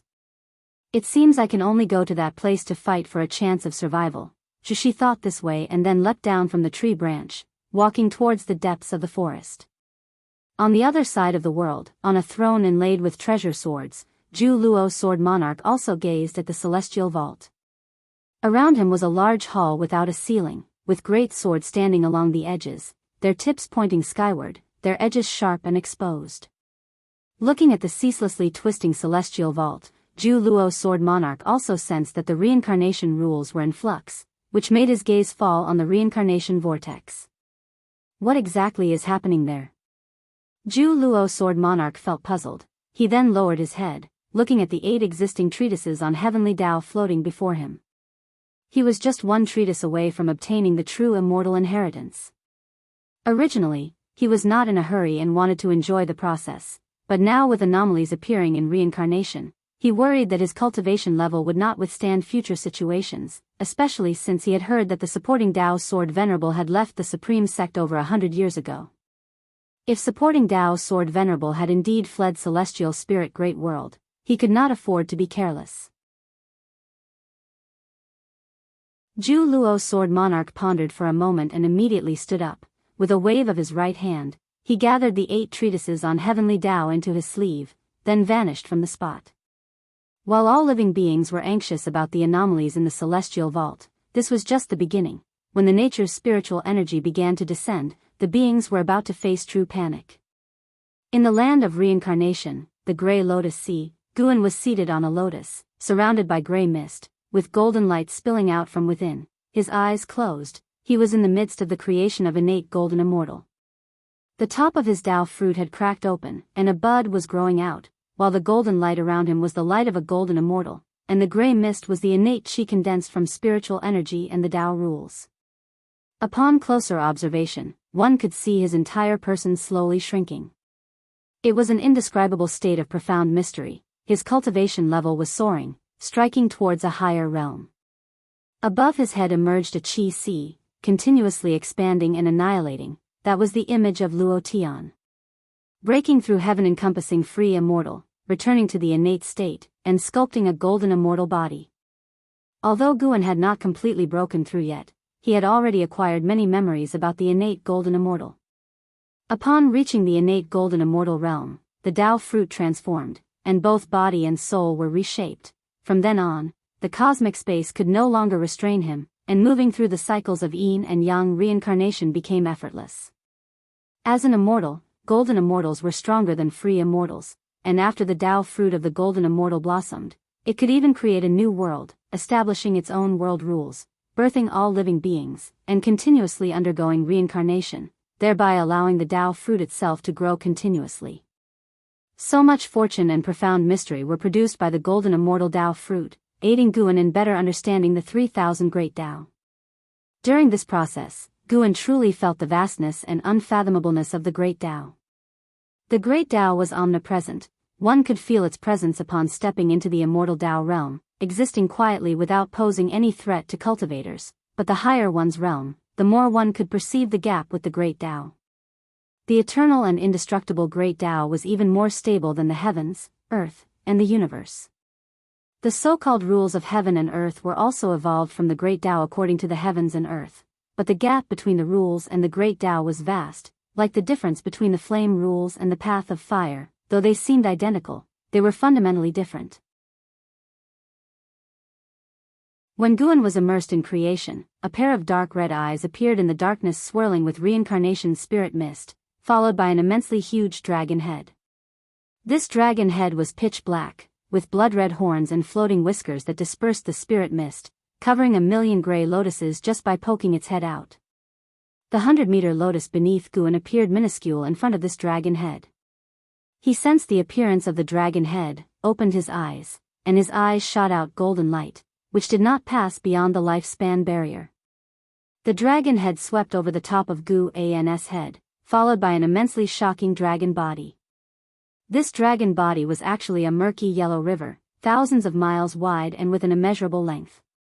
Looking at the yellow river, Guan could not help but think of the netherworld from the Huaxia mythology. Heaven-encompassing free immortal, Guan thought silently. He sensed that this dragon's cultivation level was comparable to that of the heaven-encompassing free immortal, yet its aura was different.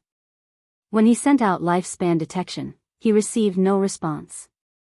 This indicated that this dragon was not a living creature and might even lack its own will, but merely possessed a powerful aura. Eventually, the yellow river black dragon disappeared at the other end of the Lotus Sea. Guan did not ponder deeply and continued to experience the mysteries of the innate golden immortal.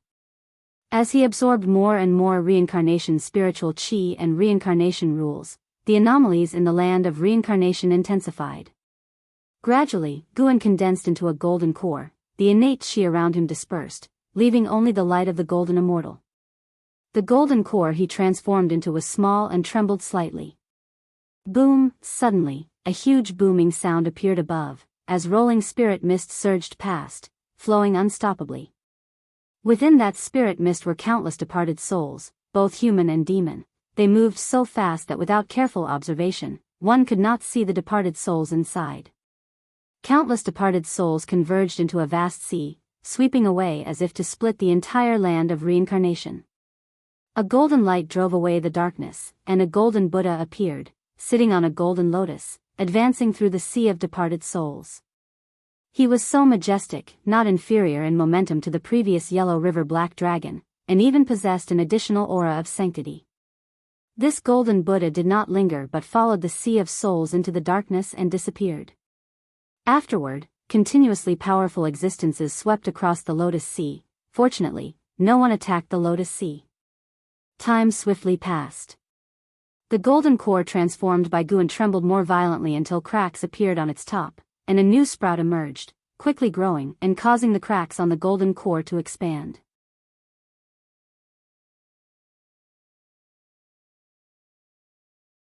Chapter 494, Tao Fruit World Golden Core Sprouted. The cracks at its top continued to expand, and the newly born bud grew rapidly, as the reincarnation spiritual chi around it began to pour into the fissures of the golden core, forming a vortex of airflow. Once the bud had grown to a certain stage, it began to bloom. At the same time, the golden core beneath it suddenly shattered, and Guan's body appeared, naked and pristine, resembling the most perfect creation in the world. His form began to grow larger as he transformed from his original physique. The Tao fruit within him bloomed as well, evolving into a golden immortal Tao fruit, signifying a successful breakthrough. From this point, he had become an early-stage being of the innate golden immortal realm. His mana transformed into innate magical power, vast like the boundless primordial waters at the dawn of chaos. The phenomenon caused by the lifespan barrier reached another stage, affecting all the heavens and myriad realms, with the spiritual energy of many worlds sinking and the Tao rules of outer heaven twisting. The major forces of various worlds began to act, investigating the cause or preparing to flee. Chaos. This was the scene playing out in many parts of the great heaven and earth.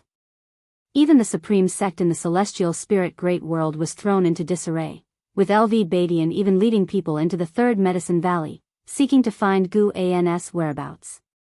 They hoped an Xian could contact Guan, and if not, at least reveal to them the truth behind the heavenly phenomenon to put them at ease. Regrettably, an Xian knew nothing, and after much maneuvering, LV Badian and the others could only leave with heavy hearts. Long Qing came to Anzin's side, looking together in the direction of LV Badian and the others leaving, and asked, "Senior sister, is Master really going to leave Supreme Sect?"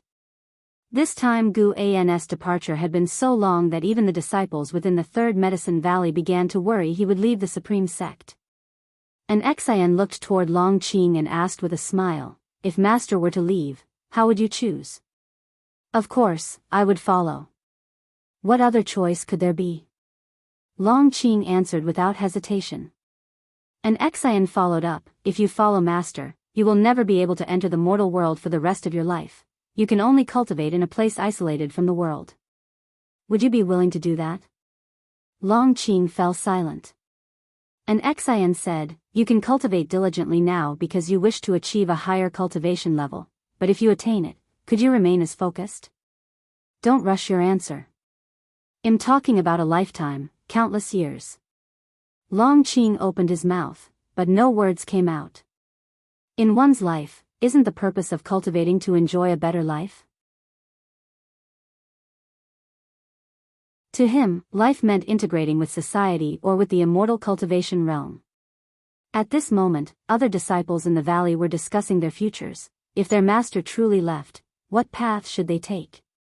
It was a matter they had to consider. The celestial vault above was still distorting, occasionally showing unusual rainbows, and the earth's spiritual chi continued to sink, causing the ground to tremble slightly. The tense atmosphere between heaven and earth was still intensifying. It was unknown how much time had passed.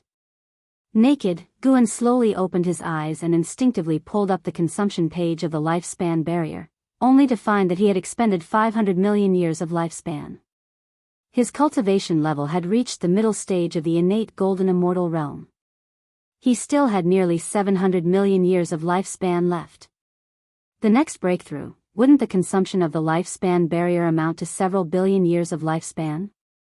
Guan felt a sense of awe in his heart, but he did not feel any regret, as he had already reached a very high realm. How many beings spend their entire lives unable to reach the Zai immortal realm, let alone cross the Dao fruit realm? Guan continued to wait for his cultivation level to increase. He had gained a certain understanding of innate golden immortal. As the Dao fruit blossomed, the great divine power nurtured in it, the longevity true words, underwent a transformation, and according to his plan, it engendered even more mysteries. As for the world cultivated by the Dao fruit of the golden immortal, it must be studied further. And whether his own world planted with medicinal herbs could seize lifespan was unknown to him. The world nurtured by the Dao fruit was intrinsically a part of him. There was no seizing lifespan from oneself for oneself. Moreover, this world could not directly bring external objects into it and required a lengthy evolution, not an instant formation. The world of a golden immortal could be illusory or real. If it could not increase his lifespan, he would not allow the golden immortal world to become reality but keep it for cultivation of the great Tao. Guan looked up and saw, in the depths of the darkness, another colossal entity, its aura on par with a perfected profound yuan-free immortal. Indeed, the land of reincarnation was more terrifying than the universe. During his breakthrough, he had already encountered many auras of profound yuan-free immortals, and even those of heaven-encompassing free immortals. He hoped not to encounter an innate golden immortal. Having just broken through to this great realm, Guan did not wish to immediately encounter a being of the same realm. He found he still could not perform lifespan detection on the formidable beings that appeared. It seemed the land of reincarnation had no living creatures. No, not just non-living. Wait. Guan suddenly realized something and felt a chill run down his spine. Could it be that the land of reincarnation he entered was the Dao fruit world of some powerful being?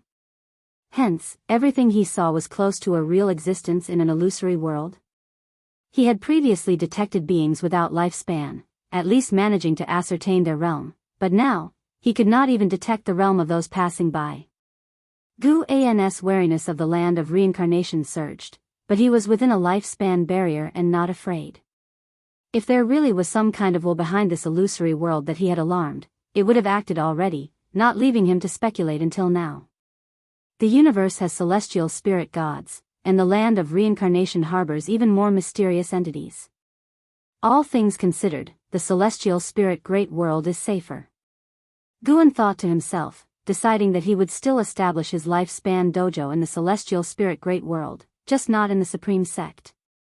He planned to hide again in the secular world, waiting for an era to pass. Given the current cosmic situation, a battle court invasion was inevitable, which might even alarm the celestial spirit gods. Guan didn't want to expose himself or be seen as a thorn in the side of these powerful beings. Moreover, with his non-interference, the evolution of the cosmic situation wouldn't progress so swiftly, giving him more time to grow stronger. Perfect, they've long wanted to venture out into the world. Guan's lips curved into a smile, and his mood brightened at the thought of the 3 celestial demon children. He closed his eyes and continued to wait for his cultivation level to increase. About an hour later, his cultivation level had reached the perfection of the innate golden immortal realm, with just over 100 million years of lifespan remaining. He rose to his feet, and his robes materialized on his body, followed by a belt, immortal king crown, and other items. After dressing himself, while the reincarnation phenomenon was still present, he stepped forward and directly entered the reincarnation vortex. With another step, he landed within the mountains and rivers of the celestial spirit great world. Standing on a cliff, he faced the wind, then raised his arms, basking in the earth's spiritual chi breeze. The celestial vault was still distorting, and the wind existed because of the sinking spiritual energy. Yet he, the one who caused all these phenomena, had finished his breakthrough as if it was all unrelated to him. Having become an innate golden immortal, the celestial spirit great world seemed small to him. He could pay attention to all things simultaneously, and if he willed it, the rate of all things' evolution before his eyes could dramatically slow down. He exercised his limbs for a while, then turned to descend the mountain. The reason for coming to these mountains was their remoteness from the immortal dynasty and holy court, lying on the edge of the celestial spirit great world and comparatively peaceful relative to other areas. There was even a town not more than 10 miles away, and within a radius of 1,000,000 miles, the level of immortal cultivation was low, without a single being of the immortal Tao realm or demon. Most importantly, a person from his past had reincarnated here. After entering the forest, the phenomena began to subside, the chirping of insects in the woods gradually resumed, and sunlight filtered through the leaves to the ground, forming patches of light.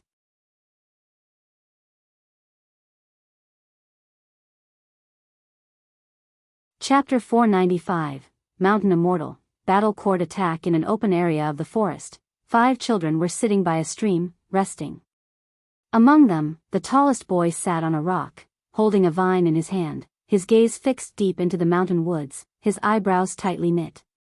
A girl in tattered clothes turned her head to look at the boy on the rock and asked, "Big brother, how much farther do we have to go? Let's not run into demons later." The other 3 boys chimed in agreement. They were all tired from walking and wanted to go home for a meal. The boy known as Big Brother was named Yi Xiaoyang. He glared at his companions and said, "What demons? We're here to seek immortals. If you're sincere in your heart, you'll encounter spirits. What's the rush? We've hardly walked any distance at all." Tang Monk had to travel 81,000 li to retrieve the scriptures. Upon hearing this, the 3 boys looked even more pitiable. "But even if you're Tang Monk, we're no Sun Wukong or Zhu Beiji. Yeah, I'm so hungry. Big brother, can you bring more cakes next time we go out?" Yi Xiaoyang was infuriated. He jumped off the rock, ready to chastise his companions, when the sight ahead caught his attention. He stared with wide eyes, completely petrified. The girl in rags turned her head to look as well, equally frozen in place. Seeing the 2 of them react like this, the other 3 turned to look, following their gaze. A handsome man in white emerged from under the shade of the trees, a treasure sword at his waist, a delicate crown on his head. Together with his peerless handsome face, he appeared like an immortal descending to the mortal realm. An immortal, truly an immortal. One of the boys murmured to himself, unable to help but rub his eyes. The newcomer was, in fact, Guan, who cast lifespan detection at Yi Xiaoyang. Yi Xiaoyang, unrefined Qi 14/85/4999. His maximum lifespan is not bad. Lu Jiujia has been born into a good life this time. That's what Guan thought to himself, then he proceeded to deploy lifespan detection at the other 4 children. He discovered that their maximum lifespans were also quite impressive, with the shortest being 3,000 years. A cluster of talents? Guan stopped across the stream and, with a gentle smile, asked, "Little fellows, what are you doing here? Aren't you afraid of running into bad people?" Yi Xiaoyang snapped out of his trance, asking excitedly, "Are you the immortal from the mountains?" The other 4 also looked at Guan nervously and expectantly. Guan, instead of answering, countered with a question, "Do you want to cultivate toward immortality?" At his question, the 5 kids, boys and girls alike, became even more excited, replying in a flurry. "Of course we do. Big brother, please teach us. You must be an immortal. I've never seen anyone like you. Yeah, big brother, we really want to cultivate toward immortality." Seeing this group of lively, excited children, Guan, who was already in a good mood, grew even more delighted. It was hard to see such vivacious kids in the 3rd Medicine Valley. Guan cleared his throat with a cough and said with a hint of mystery, "I do know a bit about immortal cultivation. But if I teach you, can you promise not to tell anyone else, including your families?" At his words, the children, without a second thought, immediately agreed.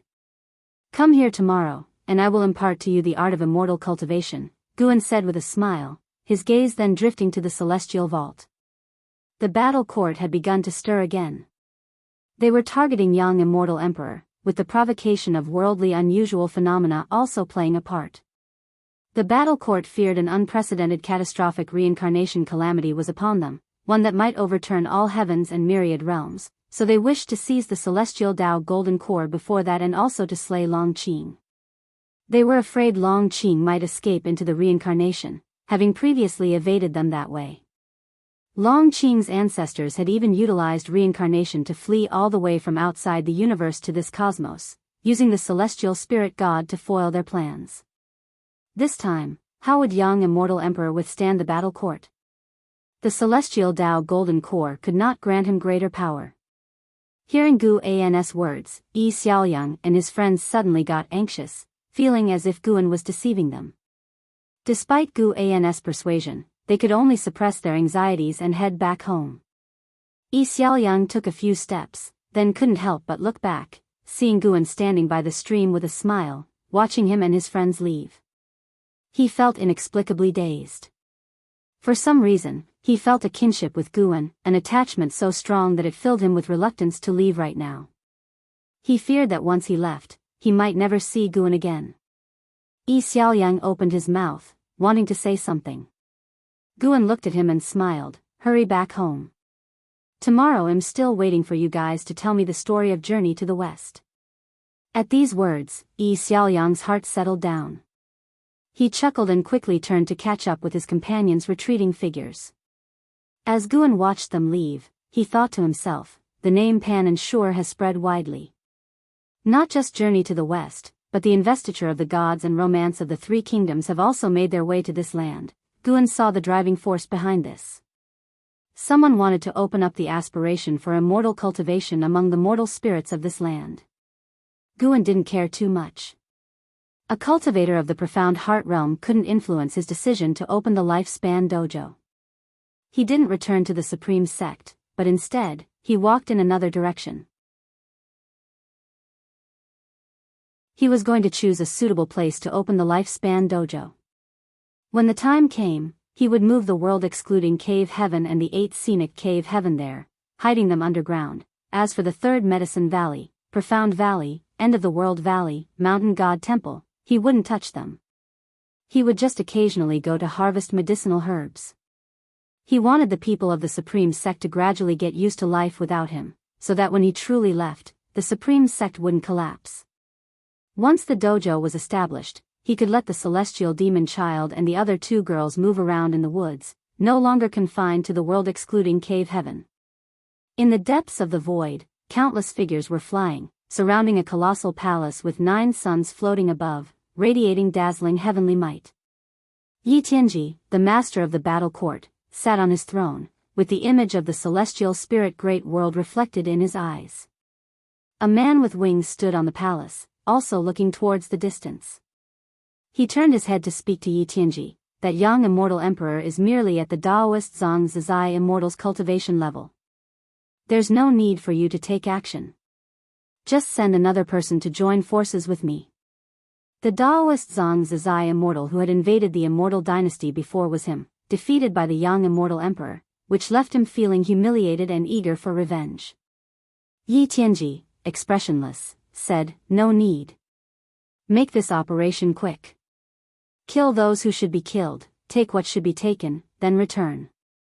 The reincarnation phenomenon of the past 2 days had unsettled him, and recalling the legends of the celestial spirit great world from before, he felt he could delay no longer.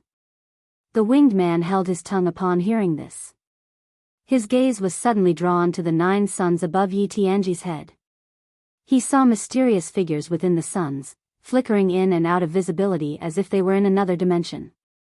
That is, the winged man's pupils suddenly constricted, his heart churning with shock. He hadn't expected Yi Tianji to summon them. Could there be some terrifying existence hidden within the celestial spirit great world that he didn't know about?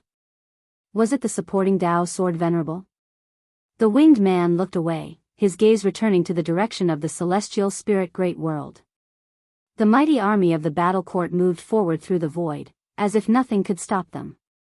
Meanwhile, in the celestial spirit great world above, numerous figures suddenly appeared on the celestial Tao light layer. Great cultivators from every corner noticed the arrival of the battle court. An indescribable sense of oppression was enveloping the celestial spirit great world. The higher one's realm, the faster they felt it. This reminded many of the time when the profound desolate demon god had attacked. Elsewhere. Guan was in the third Medicine Valley, sitting in his chair, listening to an Exian recount the recent events within the Medicine Valley.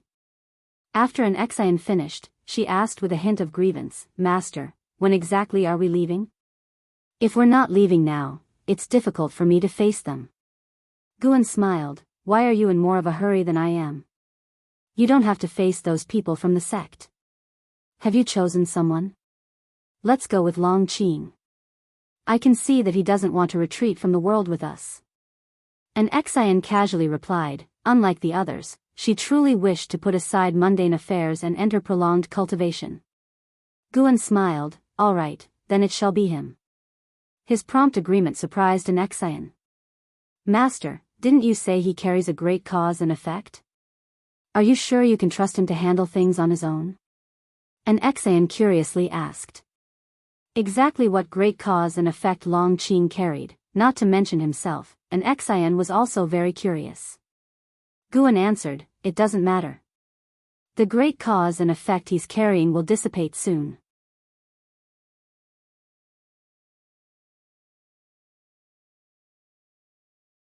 Chapter 496, The World Grows Dark, Disperse? What does that mean? An Exian asked curiously. She had watched Long Qing grow up and considered him her own child, naturally wishing him a lifetime of peace. The so-called great cause and effect sounded like a deep-seated vendetta, so how could she not worry? Guan gave her a look and said, "Why so many questions? When your cultivation level is higher, you will naturally understand everything." An Exian pouted and said, "Isn't that why I'm waiting for you to take me away? Once we find a quiet place, I'll seclude myself for 1,000 years, 10,000 years. When I emerge, I will surely be an enlightened master." In her perception, 10,000 years was an incredibly long time. She believed that if she cultivated for 10,000 years in the human world, she would definitely be considered a powerful being. Guan didn't discourage her, but instead said, "Let Long Qing prepare." An Exian nodded, raised her hand in a salute, and then turned to leave. Although she was very close to Guan and often bickered with him, she never forgot the proper courtesies when needed. An Exian left the house, closed the door behind her, and then walked down the stairs. A female disciple passing by asked curiously, "Big sister, the master isn't here. What are you doing going up there?" An Exian replied, "Even though master isn't here, I still have to manage things. We can't let the master return to find the house full of dust." The female disciple felt that made sense. She stepped forward, linked arms with an Exian, and began to sigh, wondering when the master would return. An Exian casually comforted her, and the two walked off into the distance. The third Medicine Valley was still bustling, the disciples busy with their own tasks, unaware that a disaster was about to strike. As time passed, more and more beings felt the terrifying pressure from the battle court.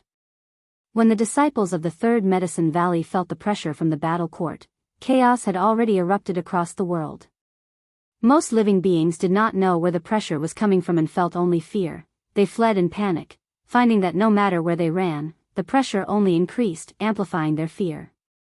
Guan saw that the young immortal emperor and the saint minister hastened to outer heaven. They were preparing to negotiate with the battle court. The oppression from the battle court this time was even stronger than the profound desolate demon god before, wearing down even the confident young immortal emperor and the ambitious saint minister. Especially the young immortal emperor, he felt that no matter how much he gave, he would always face an insurmountable enemy. For the saint minister, he could no longer care about his ambitions, focusing only on how to lead the holy court through the difficult times ahead. Xingtian had already abandoned them. What was the holy court's next move? That night, all beings found it hard to sleep. The next morning, Guan arrived early at the forest, waiting for Yi Xiaoyang and his 4 companions. He sat on a rock by a small stream, looking up at outer heaven, where the young immortal emperor and the saint minister faced the profound Yuan-free immortal in a grand hall. The negotiation appeared to be going poorly. Guan was not interested in the profound Yuan-free immortal seated above. He was curious about the 9 suns. The 9 suns hid 9 profound Yuan-free immortals, the suns acting like some sort of gateway, the spaces connected originating from other universes. From the aura of the great Tao emanating from within, Guan could tell they did not come from this universe, and each originated from a different universe. What puzzled Guan more was why the celestial spirit god wasn't taking action. The celestial spirit god was meditating in front of the world gate, previously absent, clearly drawn by the disturbance caused by Guan's breakthrough. Could it be that the battle court had reached some sort of agreement with the celestial spirit god? Guan could determine that there was no direct connection between the celestial spirit god and the battle court because the celestial spirit god had a dense aura of celestial Tao destiny, which was not the kind of destiny that belonged to the battle court. Meanwhile, on the massive battle court, the young immortal emperor and the saint minister stood side by side, looking up at the formidable Yi Tianji like they were gazing at a deity, the light from the 9 suns illuminating their faces, highlighting their grim expressions. The grand hall was surrounded by floating figures, all sneering at the young immortal emperor and the saint minister, as if they were looking down on reptiles. The saint minister took a deep breath and said, "We indeed do not know who the descendant of the Long clan is, and there are countless incarnations of heavenly demons among the heaven and earth. As for the celestial Tao golden core," he glanced at the young immortal emperor, then turned to Yi Tianji and said, "If the celestial Tao golden core were to leave the celestial spirit great world, the celestial spirit great world would shatter. How is that different from killing us directly?" Yi Tianji was expressionless and said, "The difference is you can live. At this point, do you still want to save others?" The saint minister furrowed his brow. If he really only cared about his own life, he could have escaped from the celestial spirit great world long ago. At this moment, he could only place his hopes on the supporting Tao sword venerable. He was just trying his best to stall for time, waiting for the supporting Tao sword venerable to make his move. The young immortal emperor spoke up, "Aren't you afraid of the heavenly Tao's backlash?" Yi Tianji snorted, "Heavenly Tao's backlash?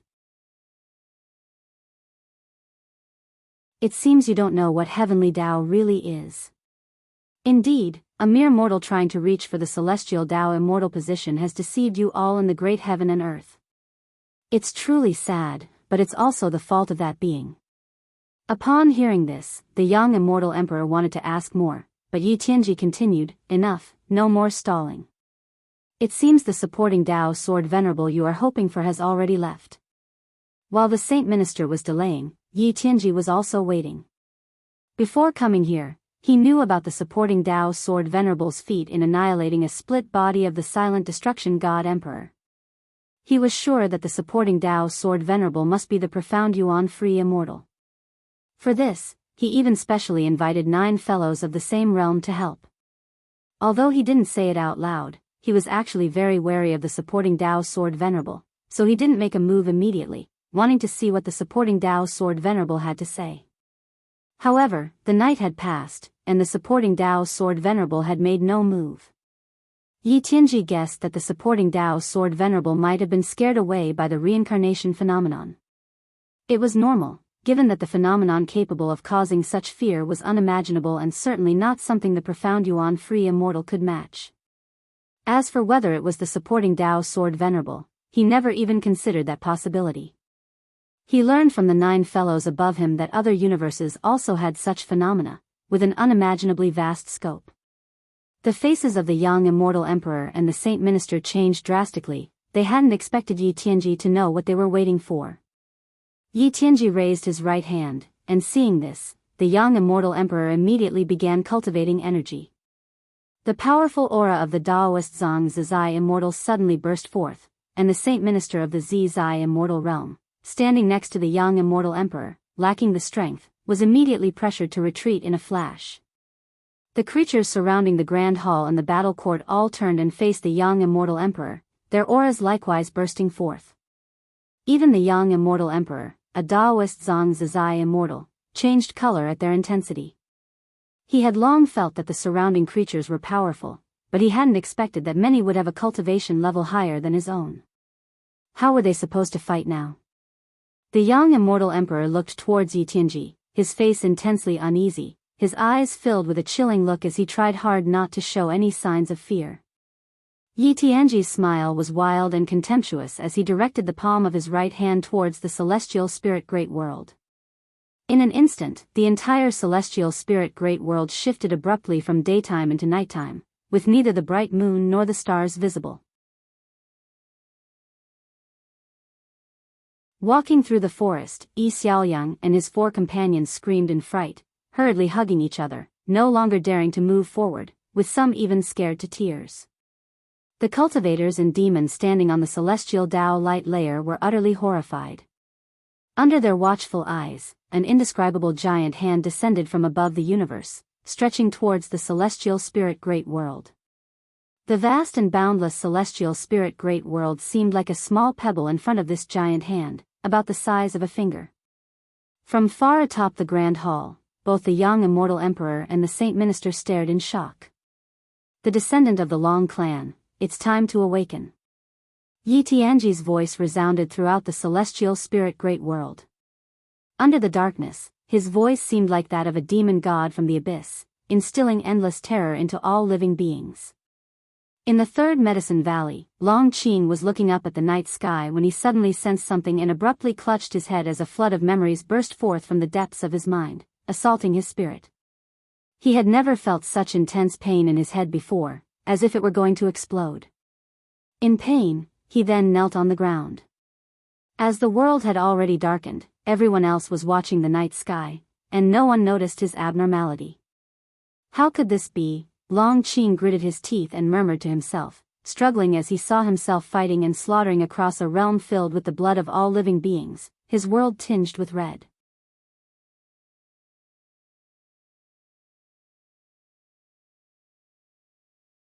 Chapter 497. Is this the battle court you take pride in? Guan heard Yi Tianji's words but did not take action. He watched Yi Tianji help Long Qing awaken his past life memories. It's time for this young man to face his own destiny. If Guan had helped him recover his memories, Long Qing might still have entertained some hope. Now that Yi Tianji was helping him awaken the memories, Long Qing realized just how heavy the causality he bore was. Guan couldn't take care of Long Qing forever. Long Qing was already over 1,000 years old. It was time to face his destiny. The fate of the Long clan, though tragic, was also wrought with many evil deeds. Their downfall was lamentable, yet seemed only natural. Of course, there were good people in the Long clan, but because of Long Zhan, the clan was prone to producing violent individuals. Just like Long Qing, Guan could see that in his past life, Long Qing had also committed evils. Guan defended Long Qing from the battle court as a favor for Long Zhan. Moreover, since the battle court was no good either, destroying it would mean Guan was thoroughly erasing the causality left by Long Zhan. The battle court was created by Long Zhan, and Long Qing was his only descendant. Guan felt it necessary to reverse this bad karma. Besides, if he did not intervene, the celestial spirit great world would probably not withstand the battle court's assault, which was not something he wanted to see. Guan looked up at the night sky, his divine sense locking onto Yi Tianji, as he examined the deeper causality of the battle court. The battle court that had descended upon the celestial spirit great world was merely a branch. Just as the silent destruction god emperor before it, the real battle court was being blocked outside the world gate. If Guan were to destroy this branch of the battle court, then it would mean a fight to the death with the real battle court. To this, he was not afraid. What he dreaded was only the group of immortal gods, not the battle court. The causes that arise from me shall be eradicated by me. Guan looked at the night sky, thinking so, his face as calm as ever. In the void, atop a grand palace. The young immortal emperor and the saint minister trembled as they looked at the terrifying giant hand above the celestial spirit great world. They had no will to fight in the face of such a hand, only a sense of despair. Even though the young immortal emperor had glimpsed such a vision in the celestial Tao golden core, when he saw it for real, he was chilled to the bone. How vast was the celestial spirit great world, yet it seemed insignificant before this colossal hand. The young immortal emperor turned his head, looking at Yi Tianji, and with gritted teeth asked, "Who exactly are you all, and from where have you come? If you want us dead, can you at least let us die in the know?" Yi Tianji's right hand was half raised. Upon closer examination, his hand's shape was identical to the giant hand above the celestial spirit great world, intensifying the pressure on the young immortal emperor. Facing the young immortal emperor's inquiry, Yi Tianji sneered, "Then I shall satisfy your curiosity. We come from the battle court. My name is Yi Tianji, and I possess the power to discern heavenly secrets. The destinies of both of you lay clear before my eyes. You are destined to die, without even the hope of reincarnation." The battle court. The saint minister seemed to remember something, his eyes revealing a horrified expression. The young immortal emperor, however, fell silent, not that he had chosen to surrender without a fight, but because a domineering power suppressed him, leaving him immobilized. All he could do now was wait for his death. He didn't even dare to use the power of the celestial Tao golden core, fearing Yi Tianji would detect its existence. Finally found it. It really was under the care of the supporting Tao sword venerable. Yi Tianji suddenly said, redirecting the thoughts of the young immortal emperor and the saint minister. The supporting Tao sword venerable became the only hope in their minds. They clung to this lifeline like drowning individuals, their eyes lighting up. Yi Tianji then lifted his left hand, reaching toward the palm of his right. But at that moment, a hand suddenly landed on his shoulder, causing his heart to jolt violently, and his pupils to dilate. In his view, the young immortal emperor suddenly grew larger. Not just the young immortal emperor but everything around became enlarged. No. It was he who had shrunk. His gaze drifted sideways unconsciously, and from the corner of his eye, he saw a figure shrouded in a dark purple demonic chi. It was this figure's hand pressing down on his shoulder, shrinking him to the size of a mortal. The battle court beings around the grand palace turned their gaze to him, figures appearing out of thin air before Yi Tianji, surrounding Guan who had performed the celestial dark purple micro Saint Tao body. The celestial dark purple micro Saint Tao body was a transformation of the demon's shadow divine skill, possessing an even greater mystery and creation. Guan had chosen to appear in this form, wishing to intervene under the identity of the supporting Tao sword venerable. He was unconcerned about being surrounded by 9 profound yuan-free immortals. Even if he stood still, those 9 profound yuan-free immortals wouldn't be able to breach the defense of the celestial dark purple micro Saint Tao body. Guan's eyes settled on Yi Tianji. Yi Tianji, late stage of the profound yuan-free immortal realm 1, 209, 827, 298/30, 000, 000, 000, 000/50, 000, 000, 000, a 12 billion year existence. A lifespan of 30 billion years. Not too bad, worth taking action for.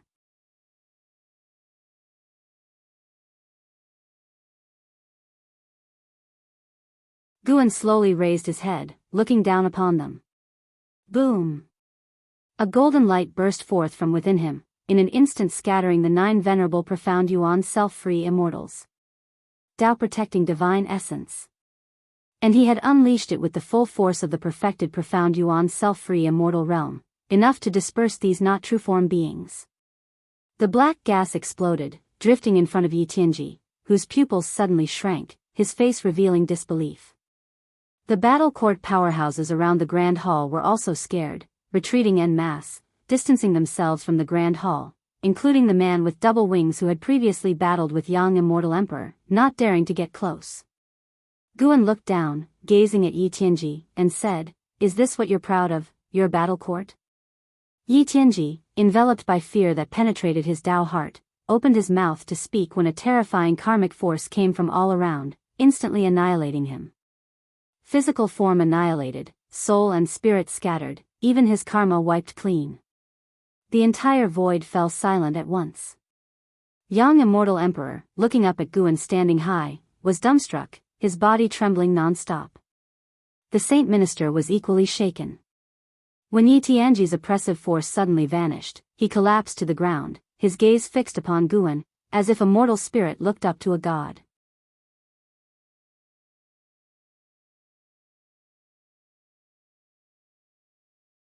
Chapter 498, Sword Against Sword, the time-transcending struggle of Sword Tao. You have successfully seized 2,809,837,622 years of lifespan from Yi Tianji, profound yuan-free immortal, late stage. Looking at the prompt before him, Guan's mood improved, and he looked up.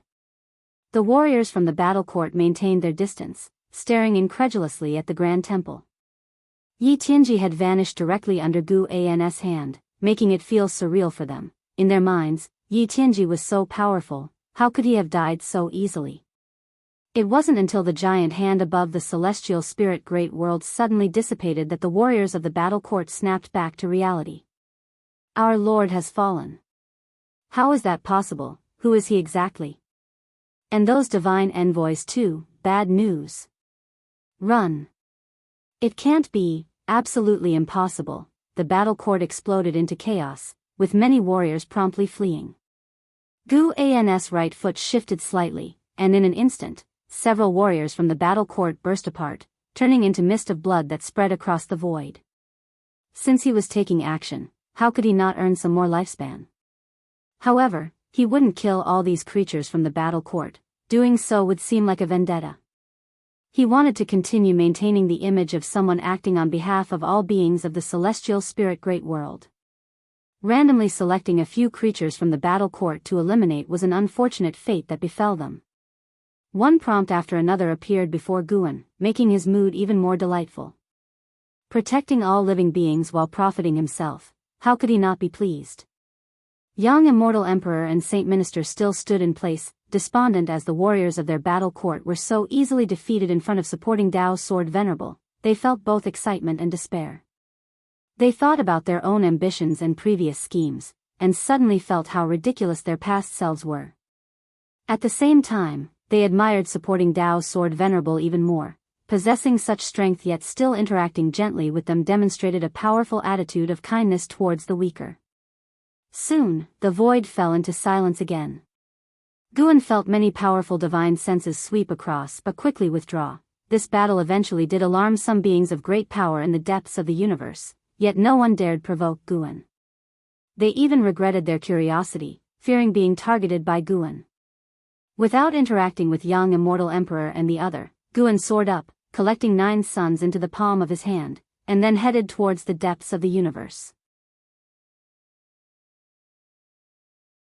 The creatures of the celestial spirit great world returned to daylight, and as the oppressive terror enveloping the world vanished, they began to communicate, discussing what exactly had happened. Even without clear understanding of the events, they felt like they had narrowly escaped a disaster. Long Qing was still kneeling on the ground, holding his head with both hands, gasping heavily in extreme agony. Eventually, people noticed his condition and gathered around. Even an Xian was drawn over. Watching supporting Dao's sword Venerable disappear into the depths of the universe, Saint Minister approached young Immortal Emperor, frowning. Has he left? Young Immortal Emperor glanced at him, asking, why do you say that? Supreme sect is widely spreading that supporting Dao's sword Venerable is leaving them. It's been over 100 years since he last returned. This time, Saint Minister hesitated. He had spies within Supreme sect and thoroughly knew their every affair. On hearing this, young Immortal Emperor frowned. Standing in Gu An's place, he too felt that Guan might grow weary. From his understanding, Guan was indeed a great cultivator who lived in seclusion and coveted nothing. Just the thought of such a great power leaving the celestial spirit great world made him feel uneasy inevitably. Could the reincarnation phenomenon from a few days ago portend an even more terrible calamity? Both young Immortal Emperor and Saint Minister fell into silence while the grand temple of the battle court completely submerged into darkness, losing all light. In the darkness, Saint Minister mournfully said, regardless of whether he leaves or not, his deeds today must be known to all. That so-called heavenly Tao has never helped us, only he has shouldered everything. Even though young Immortal Emperor, endowed with the celestial Tao golden core power, harbored no fondness for the so-called heavenly Tao, he replied, I think so too. Even if he does not return, even if we eventually face the end, at least while we are alive, we should be grateful to him. In the dark void, Guan stepped forward, toying with 9 golden pearls in his hand. These were the previous 9 suns, encapsulated with an abundance of power of the great Tao. He was washing away the causality within them. His journey deep into the universe was not to deliberately mislead the too young Immortal Emperor, but for other reasons. He halted his stride and said, You've been watching for a long time, isn't it time to show yourself? As his words fell, a silver-blue sword Qi appeared through the thick heavenly Tao mist ahead, swiftly transforming into a human figure. This was a man dressed in a blue Taoist robe, with hair white as frost, a crown atop his head resembling a sword scabbard, his back against the darkness, emitting an ancient and vicissitudinous aura. His gaze was exceedingly sharp, standing there like an eternal divine sword, immortal through the ages.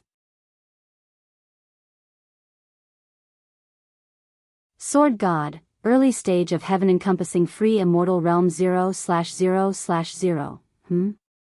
Age, current lifespan, and maximum lifespan all 0.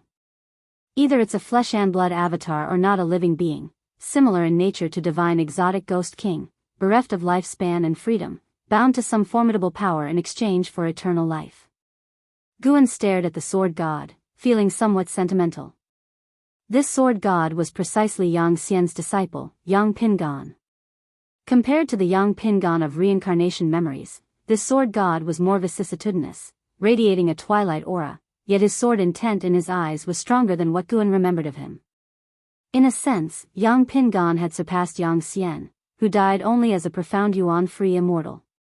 Yang Xian, a 300,000-year-old profound yuan-free immortal, thinking back, his talent was terrifying to the extreme, even without relying on evolved lifespan. Not to mention celestial spirit god, the sword god Yang Pingan was the first heaven-encompassing free immortal Guan had encountered. Guan had earlier sensed Yang Pingan's sword chi, albeit fleetingly.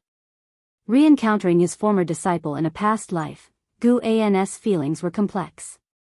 The sword god raised his right hand, using his finger as a sword chi spilling from the tip. He stared at Guan and said, "Your sword Dao is strong, the opponent I've been seeking." Guan, maintaining his celestial dark purple micro-Saint Dao body, the sword god unable to see his expression, confusedly asked, "Opponent?" "I traverse the great thousand world, seeking strong sword Dao practitioners, all to achieve the strongest sword Dao, and you are qualified to be my opponent." The sword god's tone was devoid of emotion, but as his words concluded, a vast sword intent enveloped the void. Guan distinctly felt the celestial spirit god beneath the world gate open its eyes, staring at them. The previous commotion at the battle court failed to attract the celestial spirit god, but the sword god's sword intent did stir an immortal, enough to prove the sword god's might. Such domineering sword intent. Guan raised his right hand, and the celestial star sword granted by Li Ya appeared in his grasp. This sword, regarded as a divine weapon in the mortal world, was less sturdy here than a meteor, yet as Guan's sword chi covered the blade, this sword from the mortal world became the sharpest sword in the universe. The sword god's expression subtly changed, and for some reason, he felt a sense of familiarity emanating from Guan. He lowered his right hand, sword chi directed downward, as if holding a sword. The void dimmed, the great Tao mist surged, their confrontation causing fluctuations in the space. "Let me see how strong you've become after enduring such long eras." That was what Guan thought. Yang Xian's only wish before death was to spar with his disciple to elevate his sword Dao. Unfortunately, the celestial spirit god hadn't given him the chance. "You remind me of someone from the past, I will not hold back." The sword god spoke, his sword intent suddenly erupting. The surrounding great Tao mist was instantly obliterated, absolute darkness threatening to engulf them, yet unable to swallow their sword light. Sword against sword, this was a confrontation of sword Tao across the ages.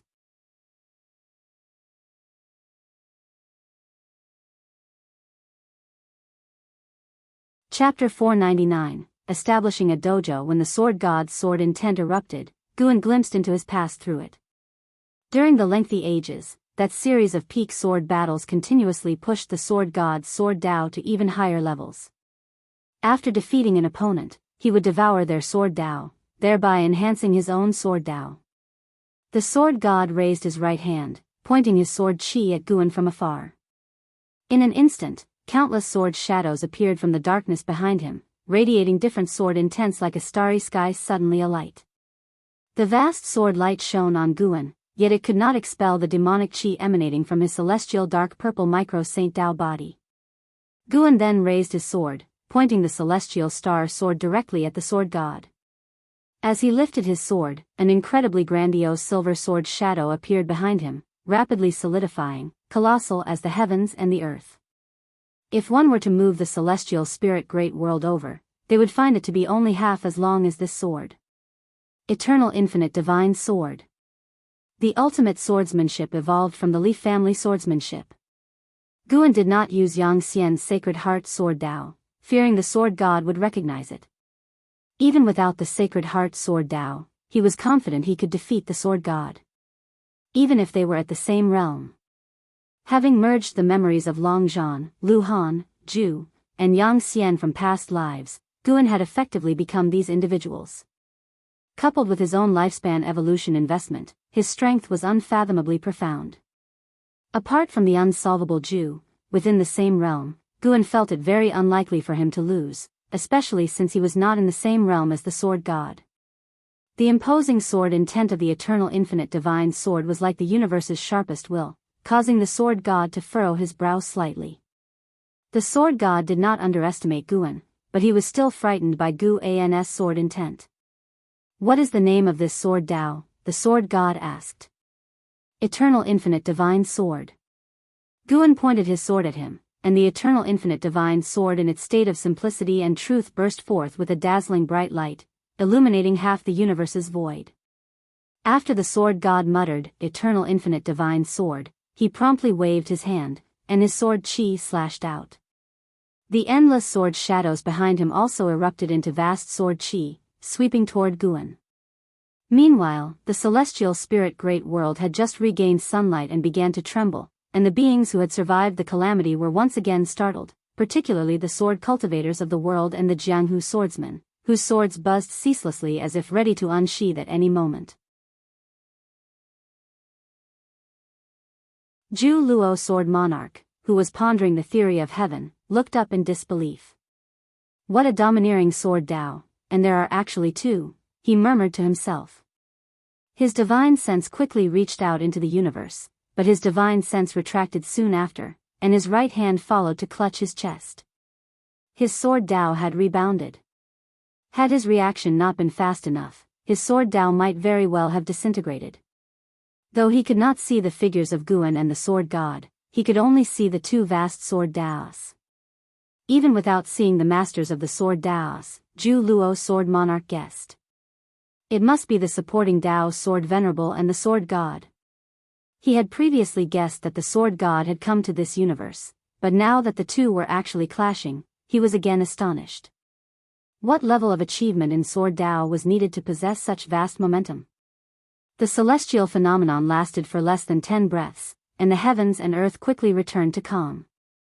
However, the beings did not dare take it lightly and remain tense, fearing a greater catastrophe might descend. Elsewhere, in the woods, Guan sat on a rock by the stream, pulling up his attribute panel. Name, Guan, lifespan, 2-144/7-907-228-501, physique, primordial infinite body, cultivation level, innate golden immortal realm perfection, 79 billion years of lifespan. Before today, his lifespan had only been 1 billion years, and now it had soared by 78 billion years in one breath. Thanks to the battle court. Guan felt grateful in his heart. It was still through killing enemies that lifespan came quickly. Before, he had accumulated a lifespan of 100 billion years, which had taken him so many years. However, he was just thinking about it and would not go on a killing spree as a result. The lessons from lifespan reincarnation were already abundant. The reason he could grow steadily to this day was that he had concealed his ability to seize lifespan. He even suspected that Silent Destruction God Emperor was so obsessed with the Long clan precisely because Long Zhan grew stronger through slaughter.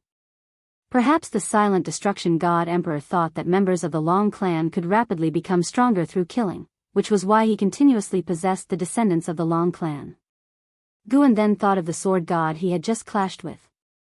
To prevent his identity from being exposed, Guan had severely injured the sword god. After the sword god escaped, he would probably need many years to recover, but at least he would not die. Whether it was the identity of Long Zhan or Yang Xian, Guan did not want to expose any of them. Lifespan reincarnation was much more advanced than any reincarnations he had come into contact with so far. Lifespan reincarnation could project into the past, the future, and even alter destiny, which was terrifying.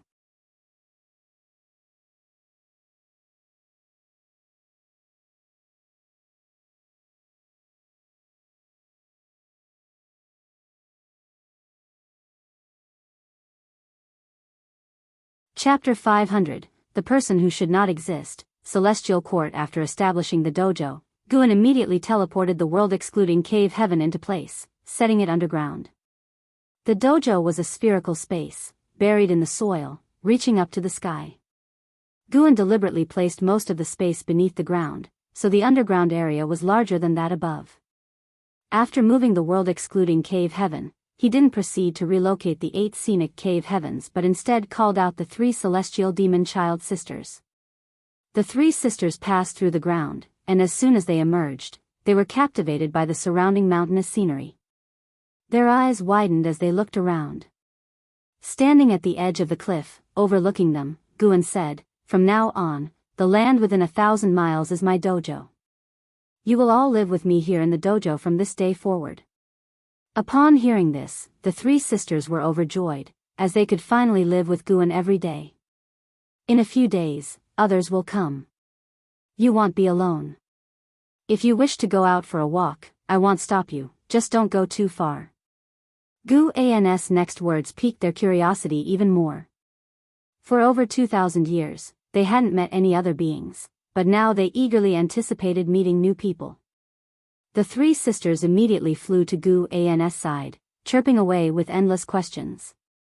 Guan answered patiently, his face brimming with smiles. Seeing them so happy made him feel content as well. 15 billion years of lifespan had not been spent in vain. In the following days, Guan moved the 8 scenic cave heavens and mountain of 10,000 swords from the 3rd Medicine Valley, taking an Exian, blood prison great saint, and white spirit rat with him. Afterward, he went back to the Profound Valley alone, summoning Jiang Shi and Xingtian to inform them of his departure and prepare to disperse the disciples of the Profound Valley. As soon as the teacher and disciple heard this, they immediately knelt down and begged Guan to take them with him. Guan feigned hesitation before asking if they were willing to give up their freedom. Both agreed. Guan deliberately waited a few days to allow the 2 to dismiss the disciples. After all the disciples had left, Guan then teleported the entire Profound Valley away. Supporting Dao Sword Venerable had departed. This event eventually spread within the Supreme Sect, causing a significant stir. The 3rd Medicine Valley also experienced a brief tumult, with Long Qing taking over as Valley Master to prevent the disciples from feeling disheartened. The Supreme Sect's higher-ups began to ingratiate themselves with Long Qing, believing that he would become a go-between with Guan. Supporting Dao Sword Venerable was sure to return.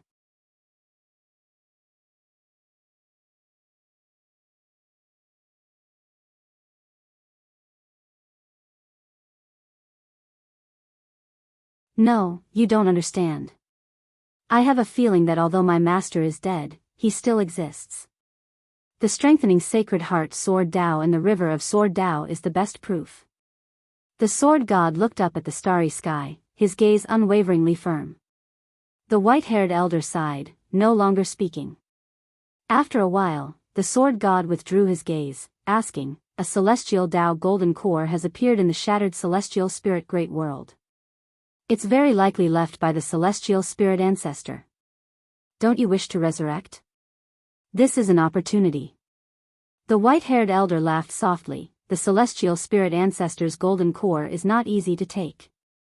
Do you think the celestial spirit god stands guard there for nothing? The so-called celestial Dao golden core is just bait. After so many eras, I didn't expect the celestial court to still not give up."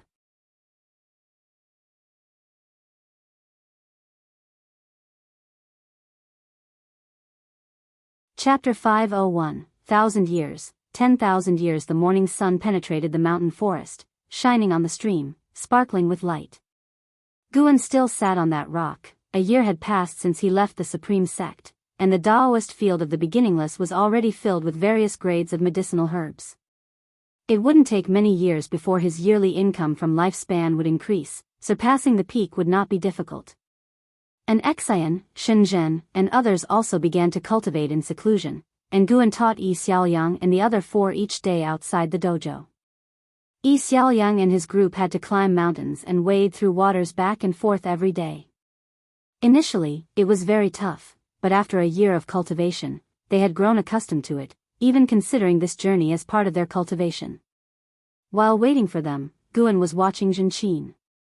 Since Yilan passed away, Jinqin had been continuously gaining experience and opportunities outside, yet, regrettably, she was still about to face her life's limit. And she was still a long way from reaching the Nirvana realm. Jinqin seemed to sense her celestial mandate, preparing to take revenge on the ghost mother of ephemera. The death of Su Han had always been a thorn in Jinqin's heart. Her reason to cultivate was also to avenge her senior brother. Su Han, oh Su Han, you thought you were being kind, but have you ever considered that due to your kindness, your junior sister would carry a millennium of vengeance until her death? Guan murmured to himself, lamenting human nature and fate. Su Han's corpse had long been moved by him from the Ninshu cave mansion to the world-excluding cave heaven, currently resting in a cave within the dojo. His soul had gone with the reincarnation long ago, but since his corpse was well preserved, Guan could use causality to seek his reincarnated soul. He hadn't wanted to do so, but seeing that Jinqin was about to reach her end, he was considering whether to fulfill his disciple's regret. Just as Guan was pondering this, a piercing sound came. Young Yi Xiaoyang, a year older, charged forward with a wooden sword, swooping like a bird through the forest. Guan raised his hand, circled around his own neck, and caught the tip of the wooden sword between his fingers. Yi Xiaoyang was forcibly stopped, landed on his feet, and subconsciously fell backward. He looked up at Guan and shook his numbing right hand, exclaiming, "Master, you are so powerful. Are you a Foundation Establishment realm cultivator?" Guan stood up, taking the wooden sword in hand, and chuckled, "You found out. With your little skill, you still think of ambushing your master?" Yi Xiaoyang straightened his neck and said, "What do you mean by ambush?" "I just wanted to show Master my cultivation progress."